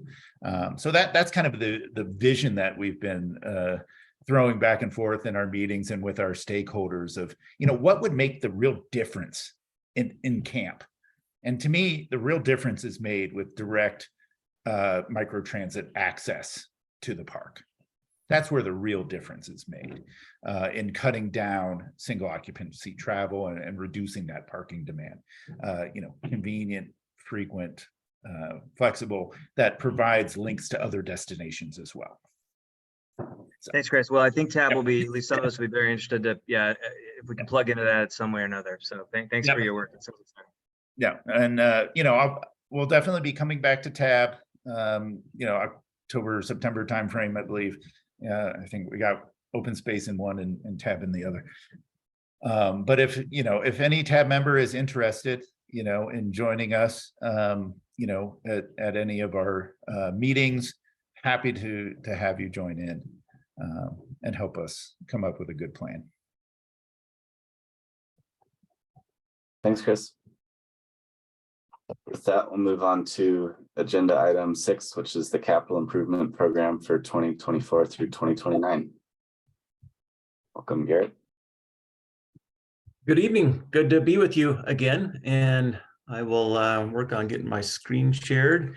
And while I'm doing that, I'll see if I can multitask and introduce you to my co-presenters here this evening. Last month, when we talked about the already approved CIP, we introduced you to Lindsay, and this evening I am joined by James Smith. It doesn't look like James's camera is on just yet. James is our pavement program manager, and I'm happy to introduce you to him, and he'll be talking about the capital maintenance programs that are included in the recommended 24 to 2029 CIP. And it turns out I am not capable of talking to you and trying to get this screen sharing going. So let me work on getting this shared right now. Okay.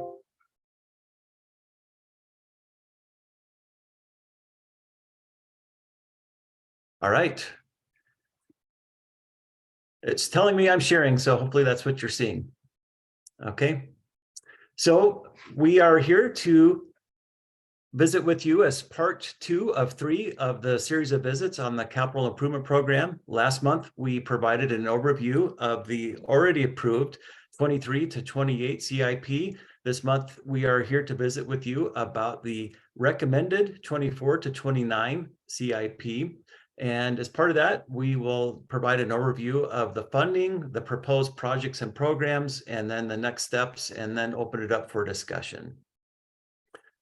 We talked about this last month, and because a number of you are veterans, I won't belabor these next couple slides, but just a reminder that the capital improvement program is the way that we invest in our transportation system and advance our plans and goals and objectives of the prevailing initiatives that we have in front of us right now, including Vision Zero, the Core Arterial Network, the Transportation Master Plan, and investing in a way that's consistent with those priorities of high, medium, and low, where we want to spend most of our dollars in the system operations and maintenance, Vision Zero, and travel safety. We also want to make sure that our investments are consistent with the city's sustainability, equity, and resiliency framework, with the categories of safe, healthy, livable, accessible, environmentally sustainable, and economically vital. A number of our projects and programs connect to each of these. Perhaps accessible and connected is the one where it's most prevalent, but I think a number of these are directly correlated with the projects and programs that you'll be seeing presented this evening. So our draft CIP for 24 to 29 for the first time that I'm aware of, has hit, when you roll up the total for 6 years, 9 digits, so $100 million. And that's due to having a substantial successful track record here over the last year and bringing in some grants for the city. And that is to the tune of about $17 million. So for 24 and 25, our average CIP number is at 20 million per year. And that again is due to the number of grants that have come in. And then that average will drop from 26 to 29 to 12.5 million per year, unless we are successful at getting more grants, which I expect we will be, but we don't know what those outcomes will be right now. So that's where we're programming the CIP. And the program side of things is averaging about $8.5 million a year. And James will be providing an overview of the programs here in just a moment. So we are funded largely through the transportation fund, and the transportation fund is largely sourced by sales tax. So you can see that in this pie chart here. We are also sourced by development and growth through the Transportation Development Fund, and then we are also sourced by grant funds. So sales tax is the great majority of our funding, and so as the revenues are doing better, the Transportation Fund does better and provides an opportunity for us to continue to make investments in the assets and the programs that are important to accomplishing our goals and objectives. So because the grants are an important way that we turn our dimes and quarters into dollars, a number of the projects that we are including in the recommended CIP are funded through the Transportation Improvement Program, or TIP, through DRCOG, HSIP through CDOT, TAP through CDOT, and Safe Routes to School through CDOT as well. And as many of you are aware, there are a number of new opportunities out there now through the U.S. federal DOT. And I'm pleased that so many of you were able to participate in the NACTO conference. And you probably heard at that conference a number of references to the Safe Streets for All grant program. And so we are excited that we are going to be pursuing and submitting in about a month our application for the Safe Streets for All projects for Boulder. We are also going to be pursuing, in partnership with CDOT, a Protect grant for the replacement of the CO7 or East Arapahoe bridges over Boulder Creek. And we are keeping our eyes open for future investments in the smart technology and increasing the intelligence level of our connected transportation system and traffic signals throughout the community. So no surprise to you, and you've seen this graphic for some time now, that as inflation increases, our ability to keep up with purchasing power decreases. And so what that looks like in the construction marketplace is this, where we've seen double-digit inflation over the last few years. So we are hopeful that this will be tapering off in the next year or so. We haven't seen a whole lot of sign of that just yet.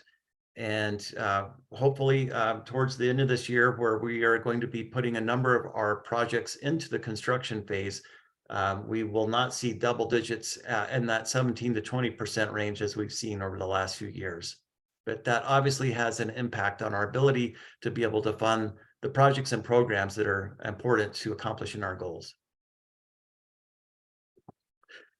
Normally, the programs represent about 60%, if not 2/3 of the overall CIP.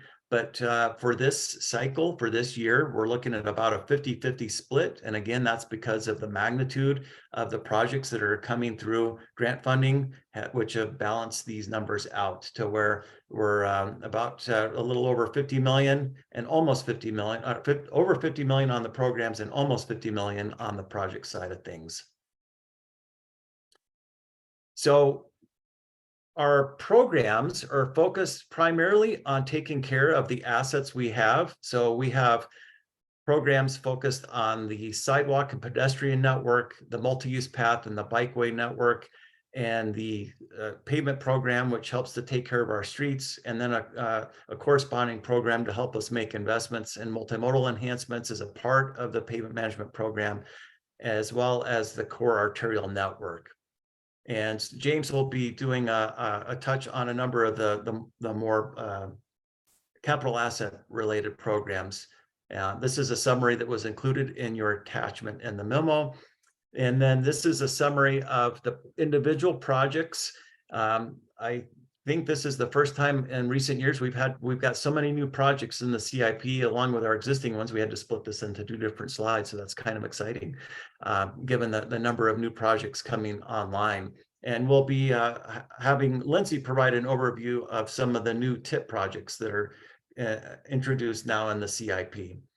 So we also have the development fund that in the past has provided funding for projects. We don't have a specific project this year, but that could change in the next year or two. Right now, we have an item for development coordination, which helps us to coordinate projects that are CIP funded adjacent to a private real estate development. And then we also have a TIP local match and TMP implementation line item out of the development fund, which helps us to provide that match for grant funds that can, for grant projects that can be funded by the development fund. So notable changes, and aside from the new projects that Lindsay's going to be talking about, notable changes is that we are recommending a one-time bump in the multi-use path enhancements budget to allow us to be able to get to the construction of the Valmont multi-use path from Boulder Creek to 61st Street in the early part of 2024. We are also recommending an additional $4.25 million funding of the 19th Street project, which appeared in front of TAB a couple of times a few years back as part of a SEEP effort. And the reason for that is needing additional funding for storm drainage and flood mitigation, as well as accommodating the overhead utility undergrounding that's been underway on the 19th Street corridor over the last several months. We are also in need of supplemental funding to keep pace with overhead utility grounding and some accompanying storm drainage improvements on the East Arapahoe multi-use path.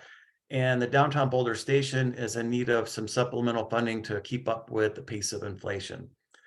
We are removing the deficient street light replacement because the community culture and resiliency and safety tax is going to be funding the community takeover of all the Excel street lights. And so that will be funded out of a different source in the future, but not in the CIP for this for the 24-29 time period. So with this, I'm going to turn it over to James to talk about the capital maintenance programs. Thank you, Garrett. Appreciate it. Good evening, members of TAB. My name is James Smith. I'm the pavement management or pavement program manager.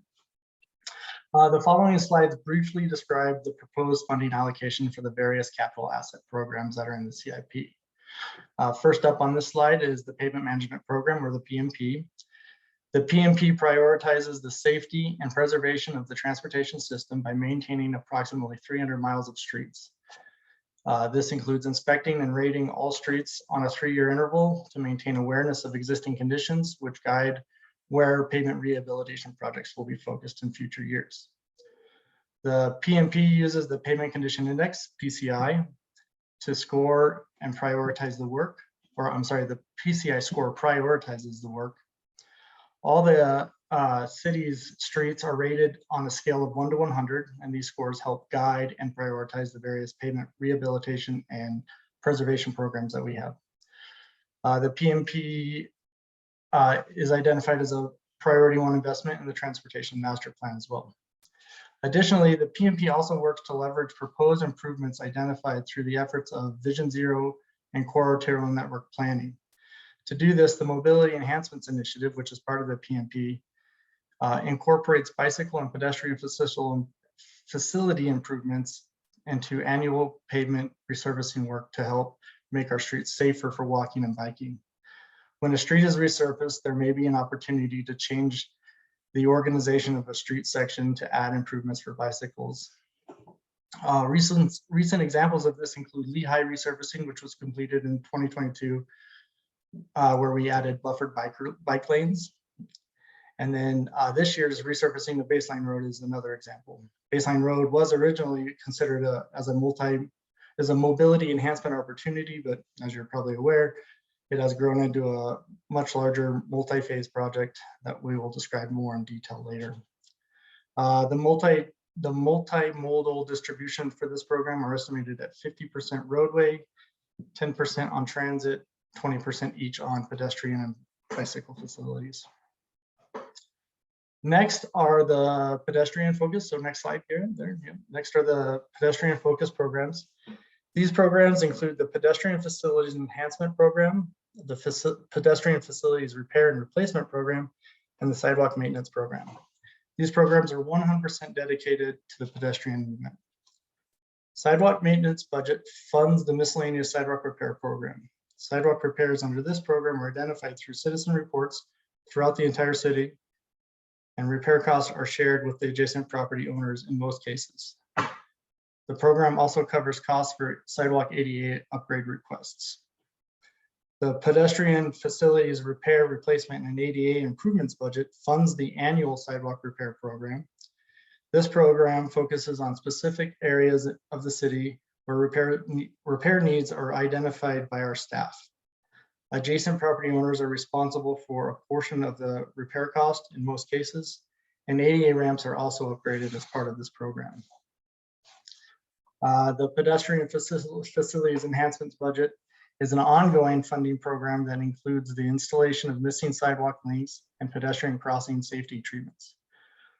Crossing safety treatment improvements are prioritized citywide and include median refuge islands, crosswalk lighting, flashing signs, net downs, signing, lighting, and/or pedestrian signals. These programs are identified in the TMP Priority 1 investment, and the various implementation locations are prioritized each year using condition level and program guidance documents. Next slide, Gary. Next are the multi-use path programs. These include the multi-use path enhancement budget and the multi-use path capital maintenance budget. These programs are dedicated to enhancing and maintaining the current 80+ miles of path within the city to meet the needs for pedestrians and bicycles. The maintenance budget is charged with providing major maintenance to the off-street multi-use path network. This budget addresses activities such as replacing panels of concrete, floodproofing underpasses, and redecking pedestrian overpasses. The enhancements budget is used to expand on the current path system. This includes building new paths or converting existing sidewalks into paths. These enhancements are currently focused in the Confluence Path area. The programs identified in the TMP, these programs are identified in the TMP as priority 1 as well. The various projects prioritized using condition level, pedestrian bridge inspection reports, and maintenance frequency. Lastly, the last slide there, Garrett. The major capital reconstruction program is used largely to fund the bridge asset management program and provides funding to repair existing major and minor structure bridge assets that are close to or at the end of their useful life. This funding provides the ability to complete the capital repairs that are not typically eligible for grant funding, such as lining existing culvert pipes, applying waterproof membranes on existing bridge structures, and completing structural repairs to concrete and steel elements. Although roadway and pedestrian bridges are the most common, box culverts and pipes running beneath our roads are also included in this program. This program is also identified as a TMP Priority 1 investment. The Bridge Health Index is used to prioritize the work. The Bridge Health Index is a bridge performance measure to rate the overall health and structure and is rated between a 1 and a 10. The multimodal distribution for this program is estimated at 55% roadway, 15% pedestrian, 15% bicycle, and 15% transit. And that should complete most of our programs there. And I'll turn it back to Garrett. Thanks, guys. Right. So now we're getting into the line items of the project side of the CIP, and the line item that helps to provide match for our grant pursuits that we outlined on the previous slides averages about $3 million a year, and it has provided and will continue to provide local match for TIP, Safe Routes, HSIP, and it will also provide local match for forthcoming opportunities such as Safe Streets for All, SMART, And if we were to ever be asked and pursue a Protect grant, that would provide funding for that as well.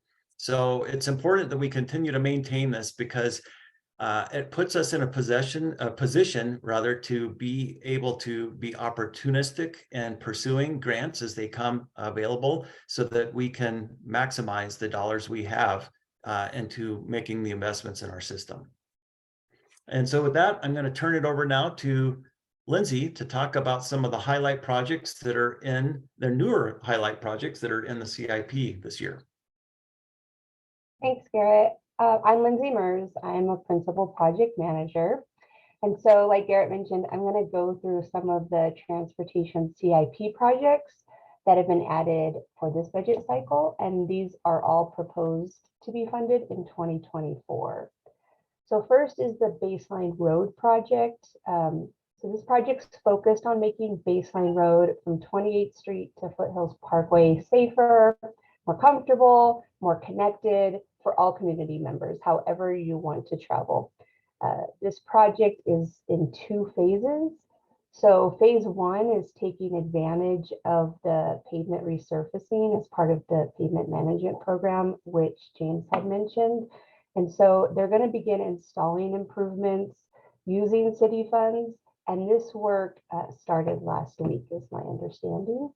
In 2024, the city will develop the design for further improvements as part of phase 2 after receiving the federal grant funding from the Transportation Improvement Program, or the TIP grant. So phase 2 of the project's going to create more significant changes to the corridor.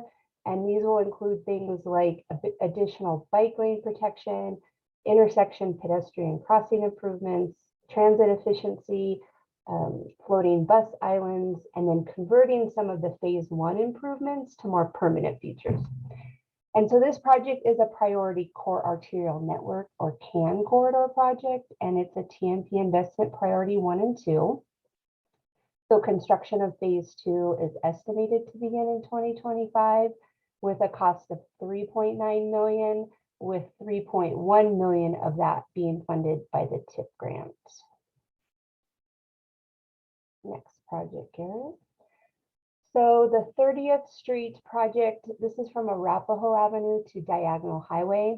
And this project's proposing to conduct the preliminary design for protected bicycle facilities and transit stop improvements.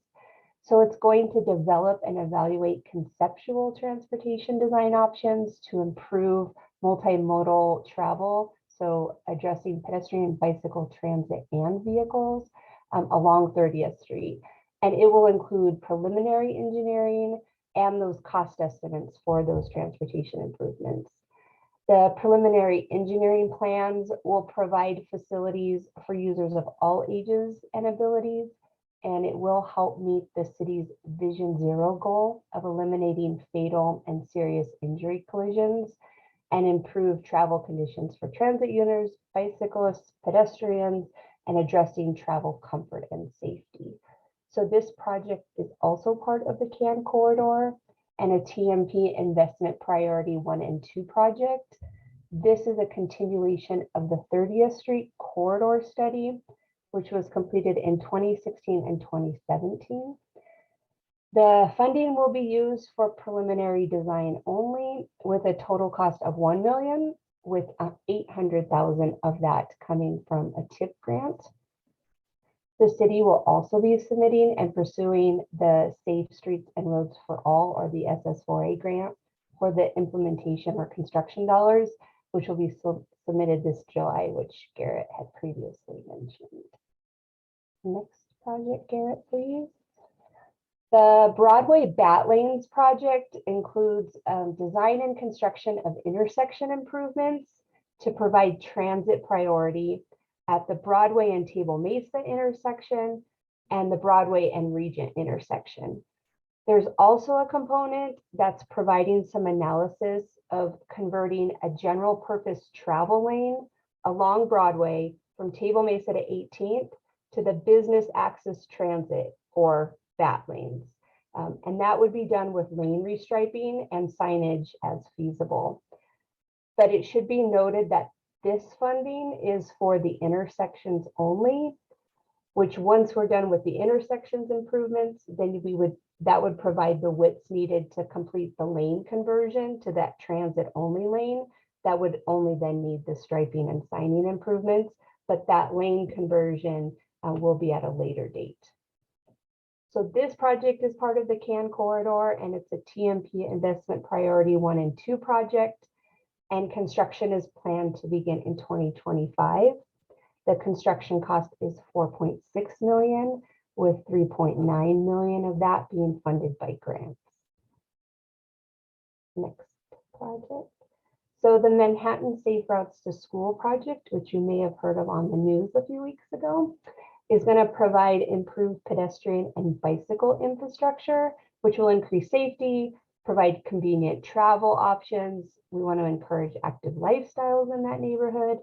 And so the staff has been working with the school and community to develop the conceptual design, and the project is now moving into final design. And so construction of this project is planned to take place in 2025. This project does meet the current Vision Zero enhancement goals, and it's a TMP investment priority 1 and 2, with a total construction cost of $880,000, with $707,000 of that being funded by that Safe Routes to School grant. Next one. The East Arapahoe, Colorado 7 final design. So this is from 28th Street to Foothills Parkway. This project will implement better facilities for walking, biking, and transit consistent with the East Arapahoe Transportation Plan. And so this is a TIP and CDOT funded project, and it's going to take the 15% level design, which is scheduled to be completed later this year, and we will then advance it to final design by the end of 2024. And so currently CDOT is the project manager for the preliminary design, but the city of Boulder will be the project manager as we take it into the final design. So this project is also a part of the CAN corridor and a TMP investment priority 1 and 2 project. The funds are for final design work only. The final design will cost 2.96 million, with 2.8 of that funded by the TIP grant and CDOT funding. But the city is pursuing an SS4A implementation grant to fund construction of some of the improvements that come from the final design. Next slide, please. So there are some additional CIP projects with TIP grants that will be starting in 2025. And so we just wanted to highlight those here. And so that will include the Folsom Street Pine to Colorado corridor study and preliminary design, the 30th Street design and construction from Colorado to Aurora, and then the West Colorado Regent to Folsom project, which was actually added to the wait list for grant funding. And so we're anticipating receiving word in 2024 if that will receive partial or potentially even full funding. Okay. And so there are also several projects that are currently being funded by the Community Culture Safety and Resilience Fund. And so these include replacement of the Central Avenue Bridge, replacement of the corroded signal poles, a short-term funding boost for the pavement management program, the purchase of the Excel streetlights, supplemental funding to the 28th and Colorado project, and then supplemental funding to the 30th Street multimodal improvements project. And that's all, Garrett. All right. So our next steps is we are really looking forward to being able to do a TAB CIP bike tour with you and whoever else decides to join us. And that I believe we'll hope to get that scheduled soon. At the July TAB meeting, we will be requesting a formal recommendation and hold a public hearing for the CIP.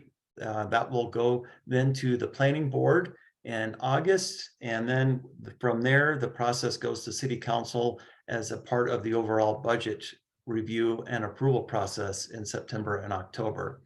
So with that, I'm going to stop sharing, and we would be happy to take any questions you might have about the information that's been presented.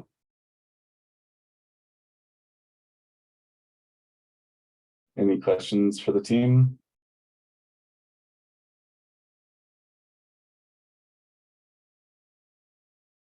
Tila?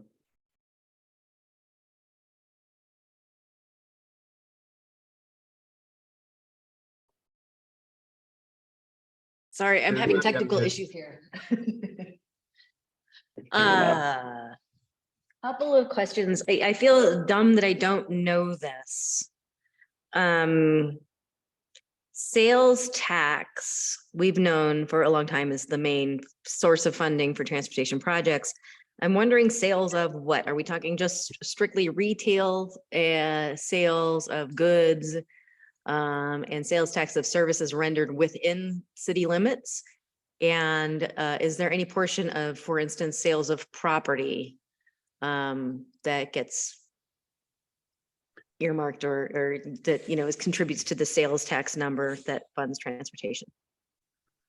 Right. So it's not property. The transportation fund does not see any revenue from property tax in any way, whether it's through annual assessment or via transaction.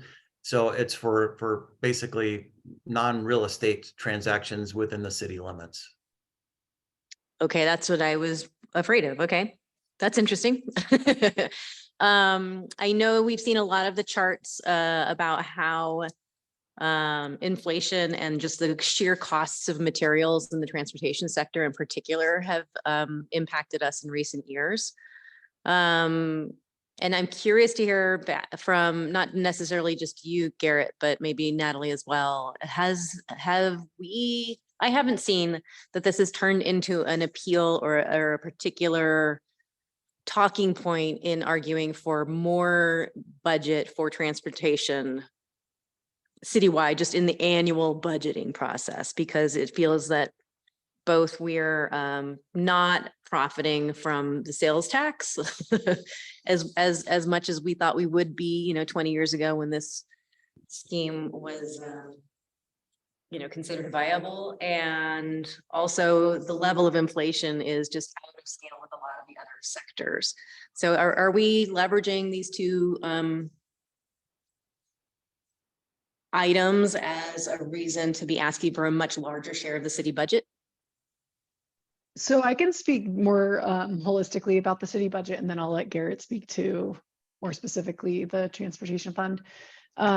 So I guess the short answer, Tila, is no, because we are kind of seen as a department with a dedicated fund, and our dedicated fund is the transportation fund, and then the other funds that Garrett's talked about. And so when we go forward with our annual budget requests, it's for the transportation fund dollars. It's for the dollars that are dedicated for transportation use. So we don't typically, except for, and you'll recall back to probably, gosh, was that like 2019 or something, when there was that unusual circumstance where council actually kind of allocated some general fund dollars to transportation for Vision Zero activities. Well, that was, yep. Yeah, so that was kind of atypical for us. Typically, when we go for our annual budget requests, that's specifically for, what we have in the transportation fund and what's dedicated to transportation. And, what I'll say is, as an organization, right, like we're not the only department that is impacted by the increased costs to materials and services. And so our partners in Parks and Rec and other kind of operating departments are all kind of seeing that impact. And so and there are departments that rely on the general fund to mostly operate and do their business. And so, like, largely, I would say just generally across the organization, everyone's impacted by that. And so when you think about just the priorities of the organization, that's kind of what's being taken into account. Well, that's very nice of you to view yourself as one, maybe essential organ of the whole body that is the Boulder. But even if Parks and Rec is purchasing concrete and asphalt, they're not doing it at the scale and with the sort of the financial impact that the entire transportation department is. So you know, I'm a lawyer and an advocate, so I just kind of, I don't always try to kind of milk what's in it for me, or how can I like leverage this into something that will benefit, you know, a thing that I hold dear to my heart. But I really think that transportation can make a case that you are, as a city department, adversely impacted much more than other departments, recognizing everybody's feeling a similar kind of pinch. And you and I talked years ago, like if we had a fairy that waved a magic wand, we wouldn't be able to fund everything in the TMP. And right now we're finding that we're not able to even really tread water on just maintaining our assets. So yeah, I'm just going to keep bugging you on that, but I think that we can make a better case for allocating more funds to transportation as a fundamentally important and underfunded department, and particularly in light of like the recent loss in sales tax revenue and inflation as a double whammy, with that we should be making a better case for funding our transportation priorities, because it just benefits the city as a whole.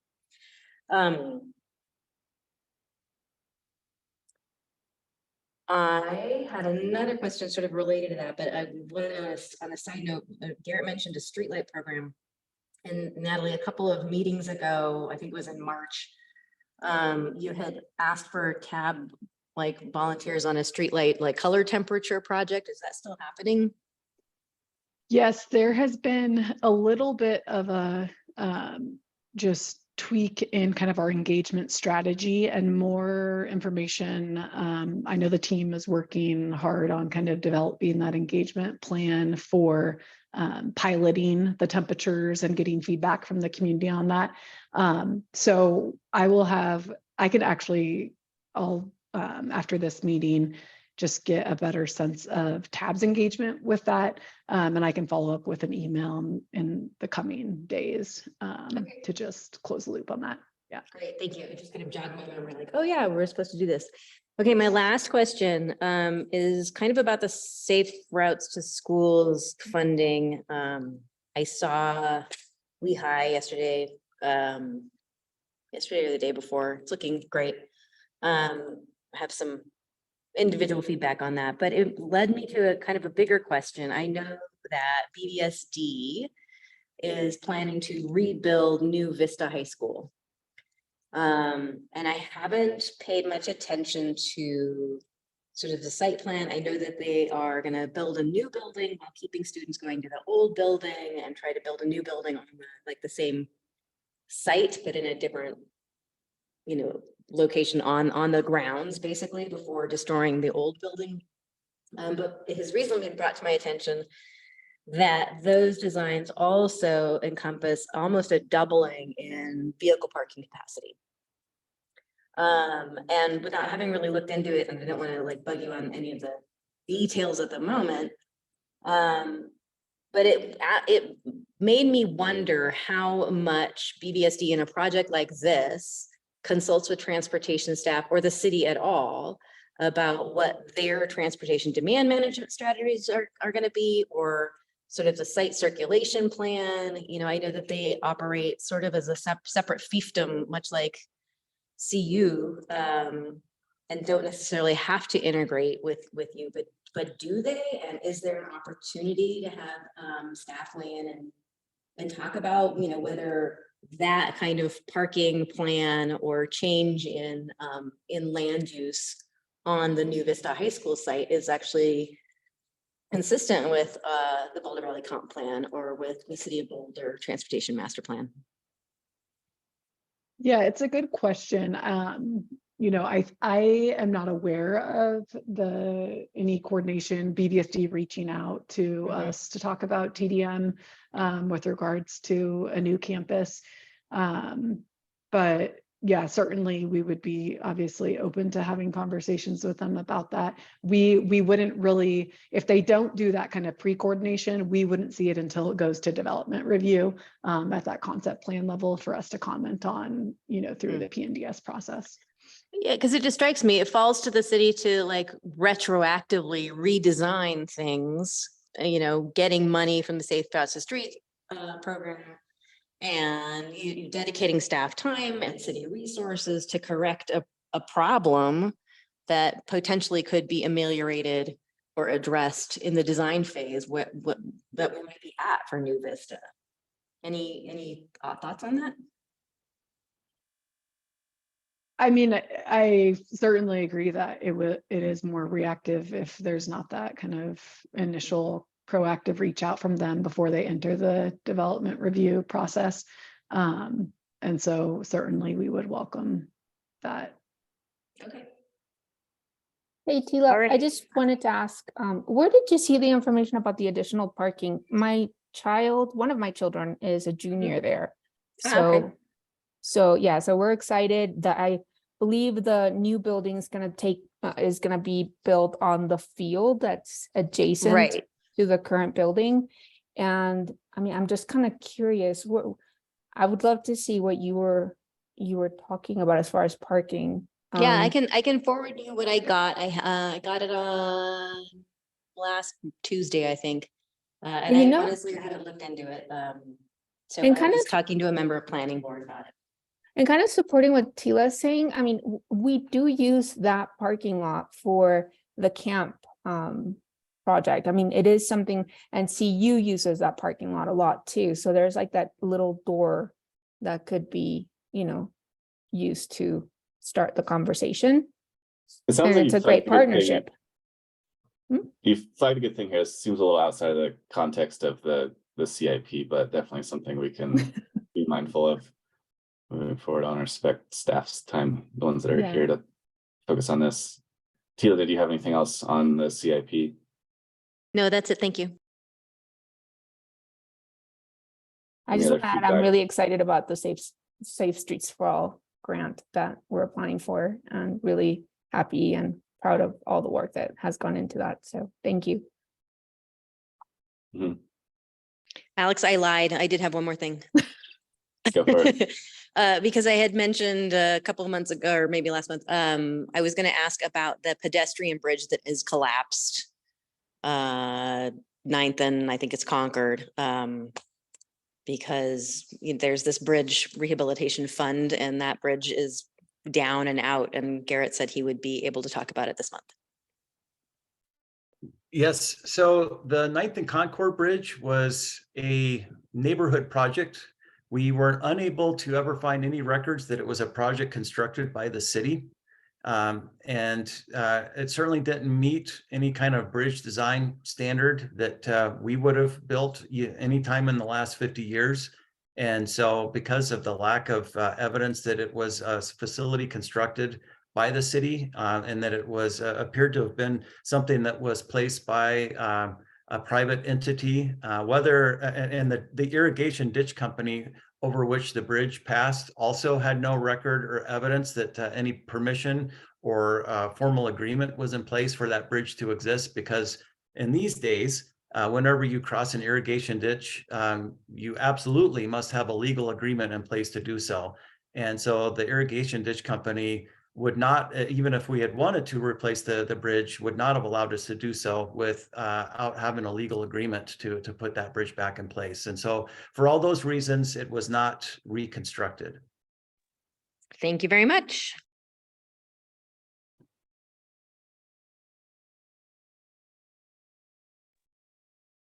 Any other questions? Ryan? Well, just to say something about Tila, to drill in, Tila, you talked about the denominator of the funding here. I think this presentation is mostly about dividing it up into parts, but I just think as TAB, we should really be thinking about our role in this, and that, of course, we see here inflation is working against us, the sales tax position is working against us, and there's reasons, as Tila outlined, that we should want to defend more funding. But more than that, this is a department that can be making people's lives better. We should be talking about growing the funding to make these programs work. This could be about general funds, but it is more generally should be about, sorry about the lights, a vision of how are we going to fund the department to do all the great things that could make the city better, including as the sales tax that funds the department in general, we have to have a discussion about that expiring, what we're going to do about it in the not too distant future.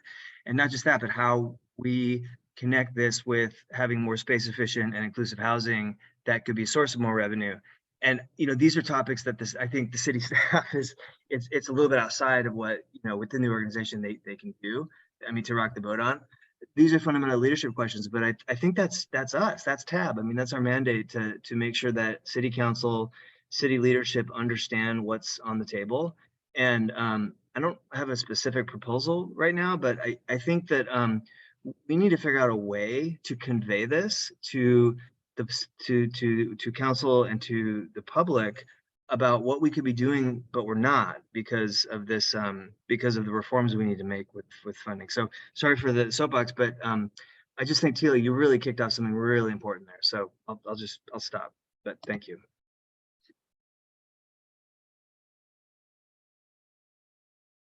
Thanks, Ryan. All great questions tonight. I hope everyone learned what they're hoping to learn. This will be back again in a month for our formal recommendation to planning board and council. And then maybe under matters from the board, we can talk about getting the CIP bike tour scheduled. Thanks, Garrett and team. Thank you. Next up, matters first from staff. Natalie, have anything for us tonight? I do not. Okay. We'll move to matters from the board. Let me pull up my agenda real quickly.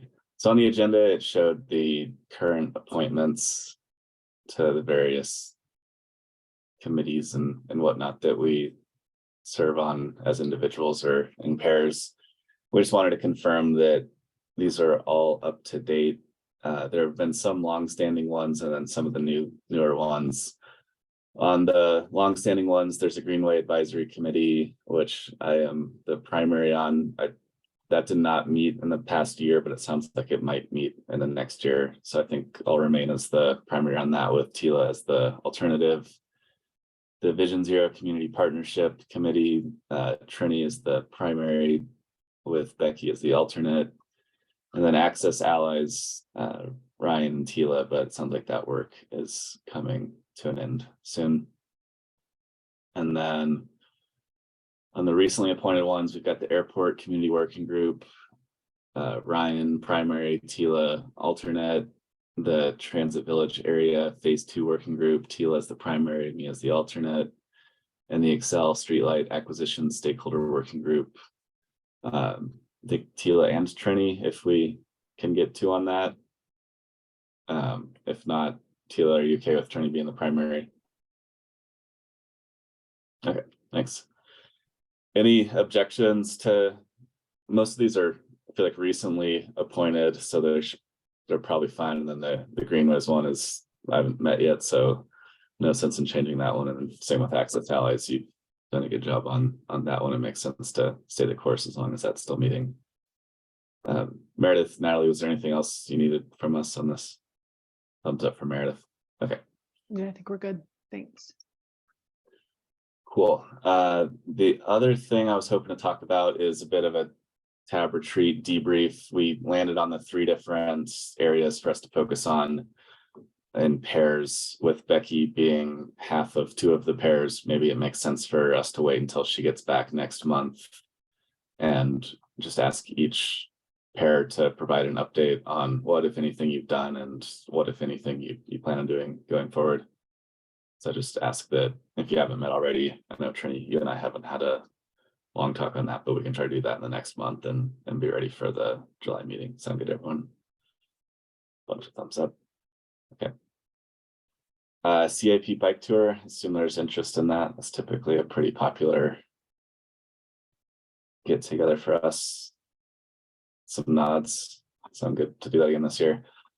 Okay, Meredith, do you mind sending out a poll for us to provide our availability? I think ideally we would do that before our public hearing on the CIP, but we'll get to it when we get to it. Okay, I believe that's all I had under matters for myself. Do any other board members have any matters? Trini? So super quick, I just wanted to give you guys an update on SB 23-200, which is the automated traffic enforcement bill. It is now the law.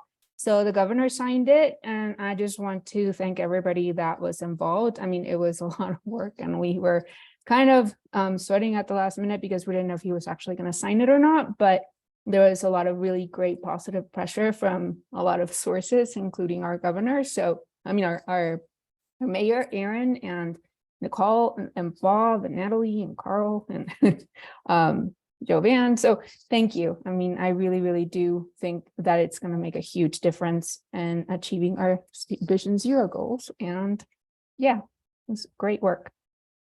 So Thanks, Trini. Yeah, it's great news. Yeah. Effective and more Trini, I was equitable. just thinking earlier today, what happens if they put one of those right on Broadway, right when you like enter city limits, where it drops to 40 miles an hour and they have the yeah, automated I'm speeds. dreaming. I of mean, the that would just like generate so much revenue. I know, right? I'm dreaming of the one on Broadway, like right by Table Mesa, between Table Mesa and Baseline. Yep. That Yeah. one. Yeah. Yeah, no, it can really make a big difference. So I'm also pleased to see it. I had a couple of items, Alex. Yeah, go ahead. Cool.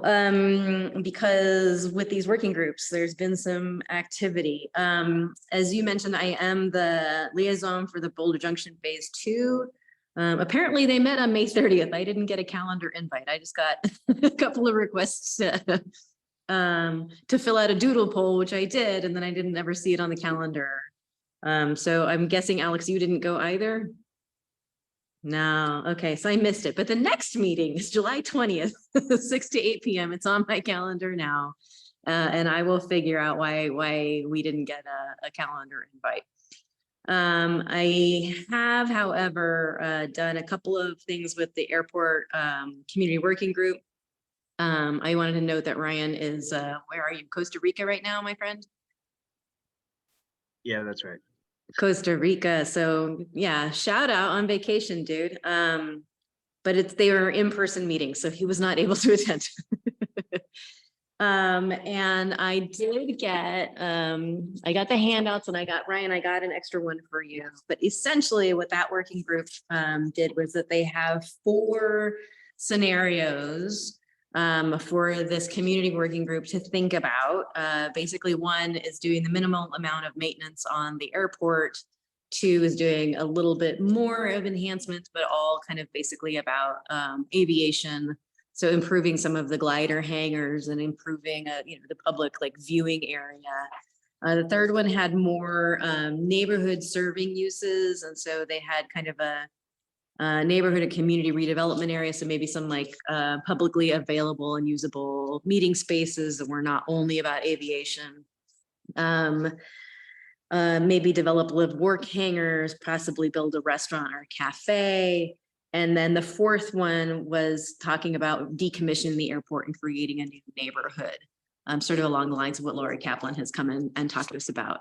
And so those are the 4 scenarios. We talked about them a little bit. We will revisit them later. They are now available on the website.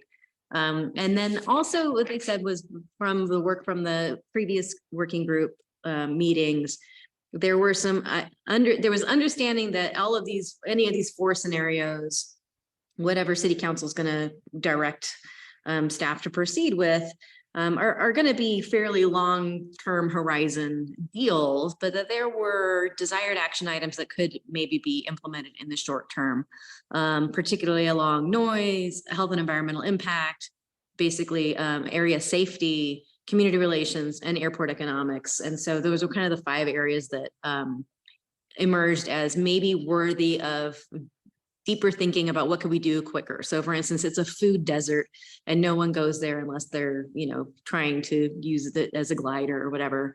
But if there were food trucks there, maybe more people would go, or there would be more vitality in the area because there's some employment hubs nearby. So it's just kind of like short-term thinking like that. My understanding is there's not going to be any group work on any of those, even short-term things. They are interested in hearing feedback from the public and in particular at the July 18 open house. So at the VIA Mobility Hub or headquarters, and Natalie, you probably know what the cross streets are here, but it's 285 North 63rd Street. So from 4 to 6 p.m. on July 18th, there's a public house open to the public, and they really want to get people out there and looking at these 4 scenarios and doing, what you've seen at community charrettes, like writing ideas on Post-it notes and sticking them on there. And then the next community working group is going to be July 20th back at OSMP headquarters on 55th Street from, I'm guessing from 4:30 to 6:30. I couldn't confirm that time. Is Allison on here? Allison can probably tell me if I got the time wrong. Yes, yeah, but- that's correct. But that's sort of where things are at the moment. And I think that's all of my updates. Thank you for those updates. Brian, did you have anything? No, Tila covered it, other than just a question of, can people access the materials of those 4 scenarios anywhere, Tila? I don't see it on the, there's a web page for the. Yeah, Allison, there is a project website, and I understand that those 4 scenarios are up. Those are on the Google Drive for the community working group. The notes and materials from the community working group will be online shortly. It just takes us a while to pull together all of the notes and recordings from the meeting and post those online. So right now, the community working group, so you and Ryan have access, and then once those notes are pulled together, they will be publicly available on the webpage. But what about these just blank scenarios? That's part of publicly? They will be shared at the same time as everything from the CWG, which we should have up by next week. Okay, all right. I thought they were already up. My mistake.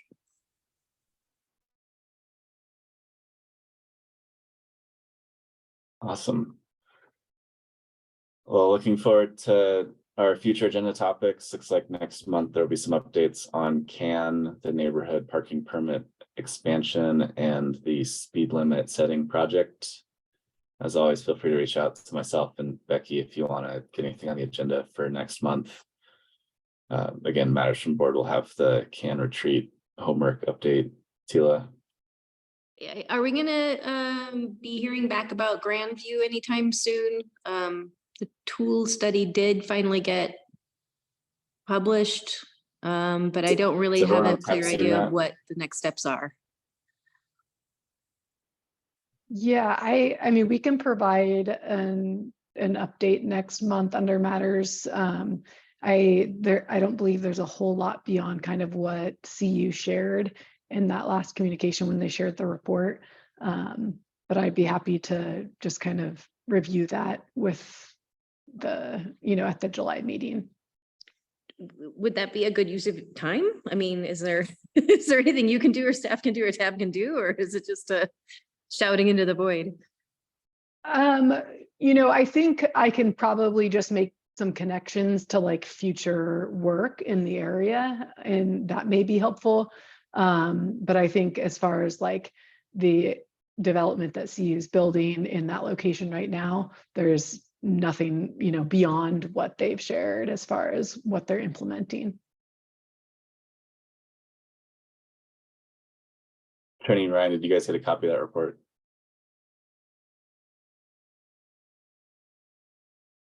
Okay. Sorry, I didn't hear your question. I was asking if everyone had seen, I know with Community Cycles you had seen it and I'd gotten a copy from CU, but I was asking if Attorney and Ryan had gotten a copy of the tool report, just to inform. I'm not sure. I shook my head no, but no, I'm actually not sure. So I haven't read it, but somebody may have given it to me. I'm happy to forward the email that Lori sent to us, to the city, and I can forward that to all the tab members. Okay, thanks, Allie. Yeah, no problem. Anything else? Or Ryan? Yes, I don't think we've congratulated Natalie Oh, yes. on being the official director. It's official. It's her dream job, and now she's like, I've been having a nightmare the whole time. No, good news. It was good to see. Congratulations. Thanks, Tila. Thank you. Here, and Tila, I'm not going to say interrupt me, but that's what I was going to say. Actually, I had 2 shout outs. That was my second. That was the big one. But yeah, I recognize Natalie was promoted to permanent director after a year of an interim job, and there's just a lot of exciting work to do. So Definitely. great. Thanks, Ryan. Congratulations, Natalie. Thanks. And my other shout out is also, I guess it's Natalie too, but it's Natalie and the team, and just to we talked about NACTO, but just to recognize that the staff, the departments sent TAB to NACTO, the conference, which is a pretty high end and big professional conference that I think we all went to a couple weeks back.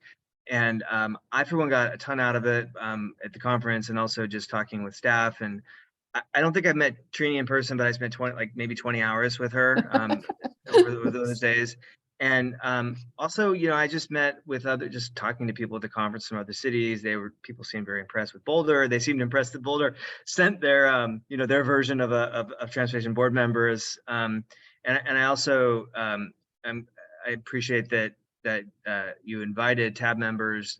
I was one of them to speak at the bike tour that Boulder gave to other delegates. And I thought that the team did a really good job of representing Boulder, both the quality of it and just being really great hosts. So in any case, I just wanted to acknowledge that. And I thought it was really, really productive.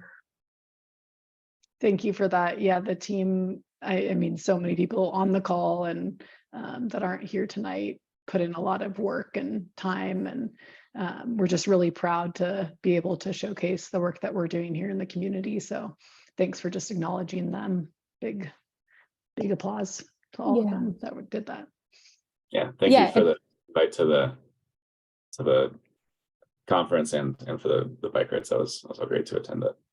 Yeah, Natalie, I want to also chime in and say, what a wonderful experience was to get not only to know like Ryan and my other TAB members better, but to get to know all the city employees better. I mean, it was really, really great. I think we need to do more stuff like that, with or without NACTO, just some sort of get-togethers. It's great, It's great. So thank you so much.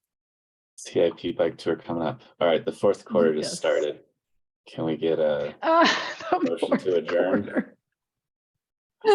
Nuggets are up 4. I move to adjourn. Oh, I second. Thanks, Trini. All those in favor? All right, unanimous with 4 votes. All right. Thanks, everyone. Have a good night. Bye. Good night.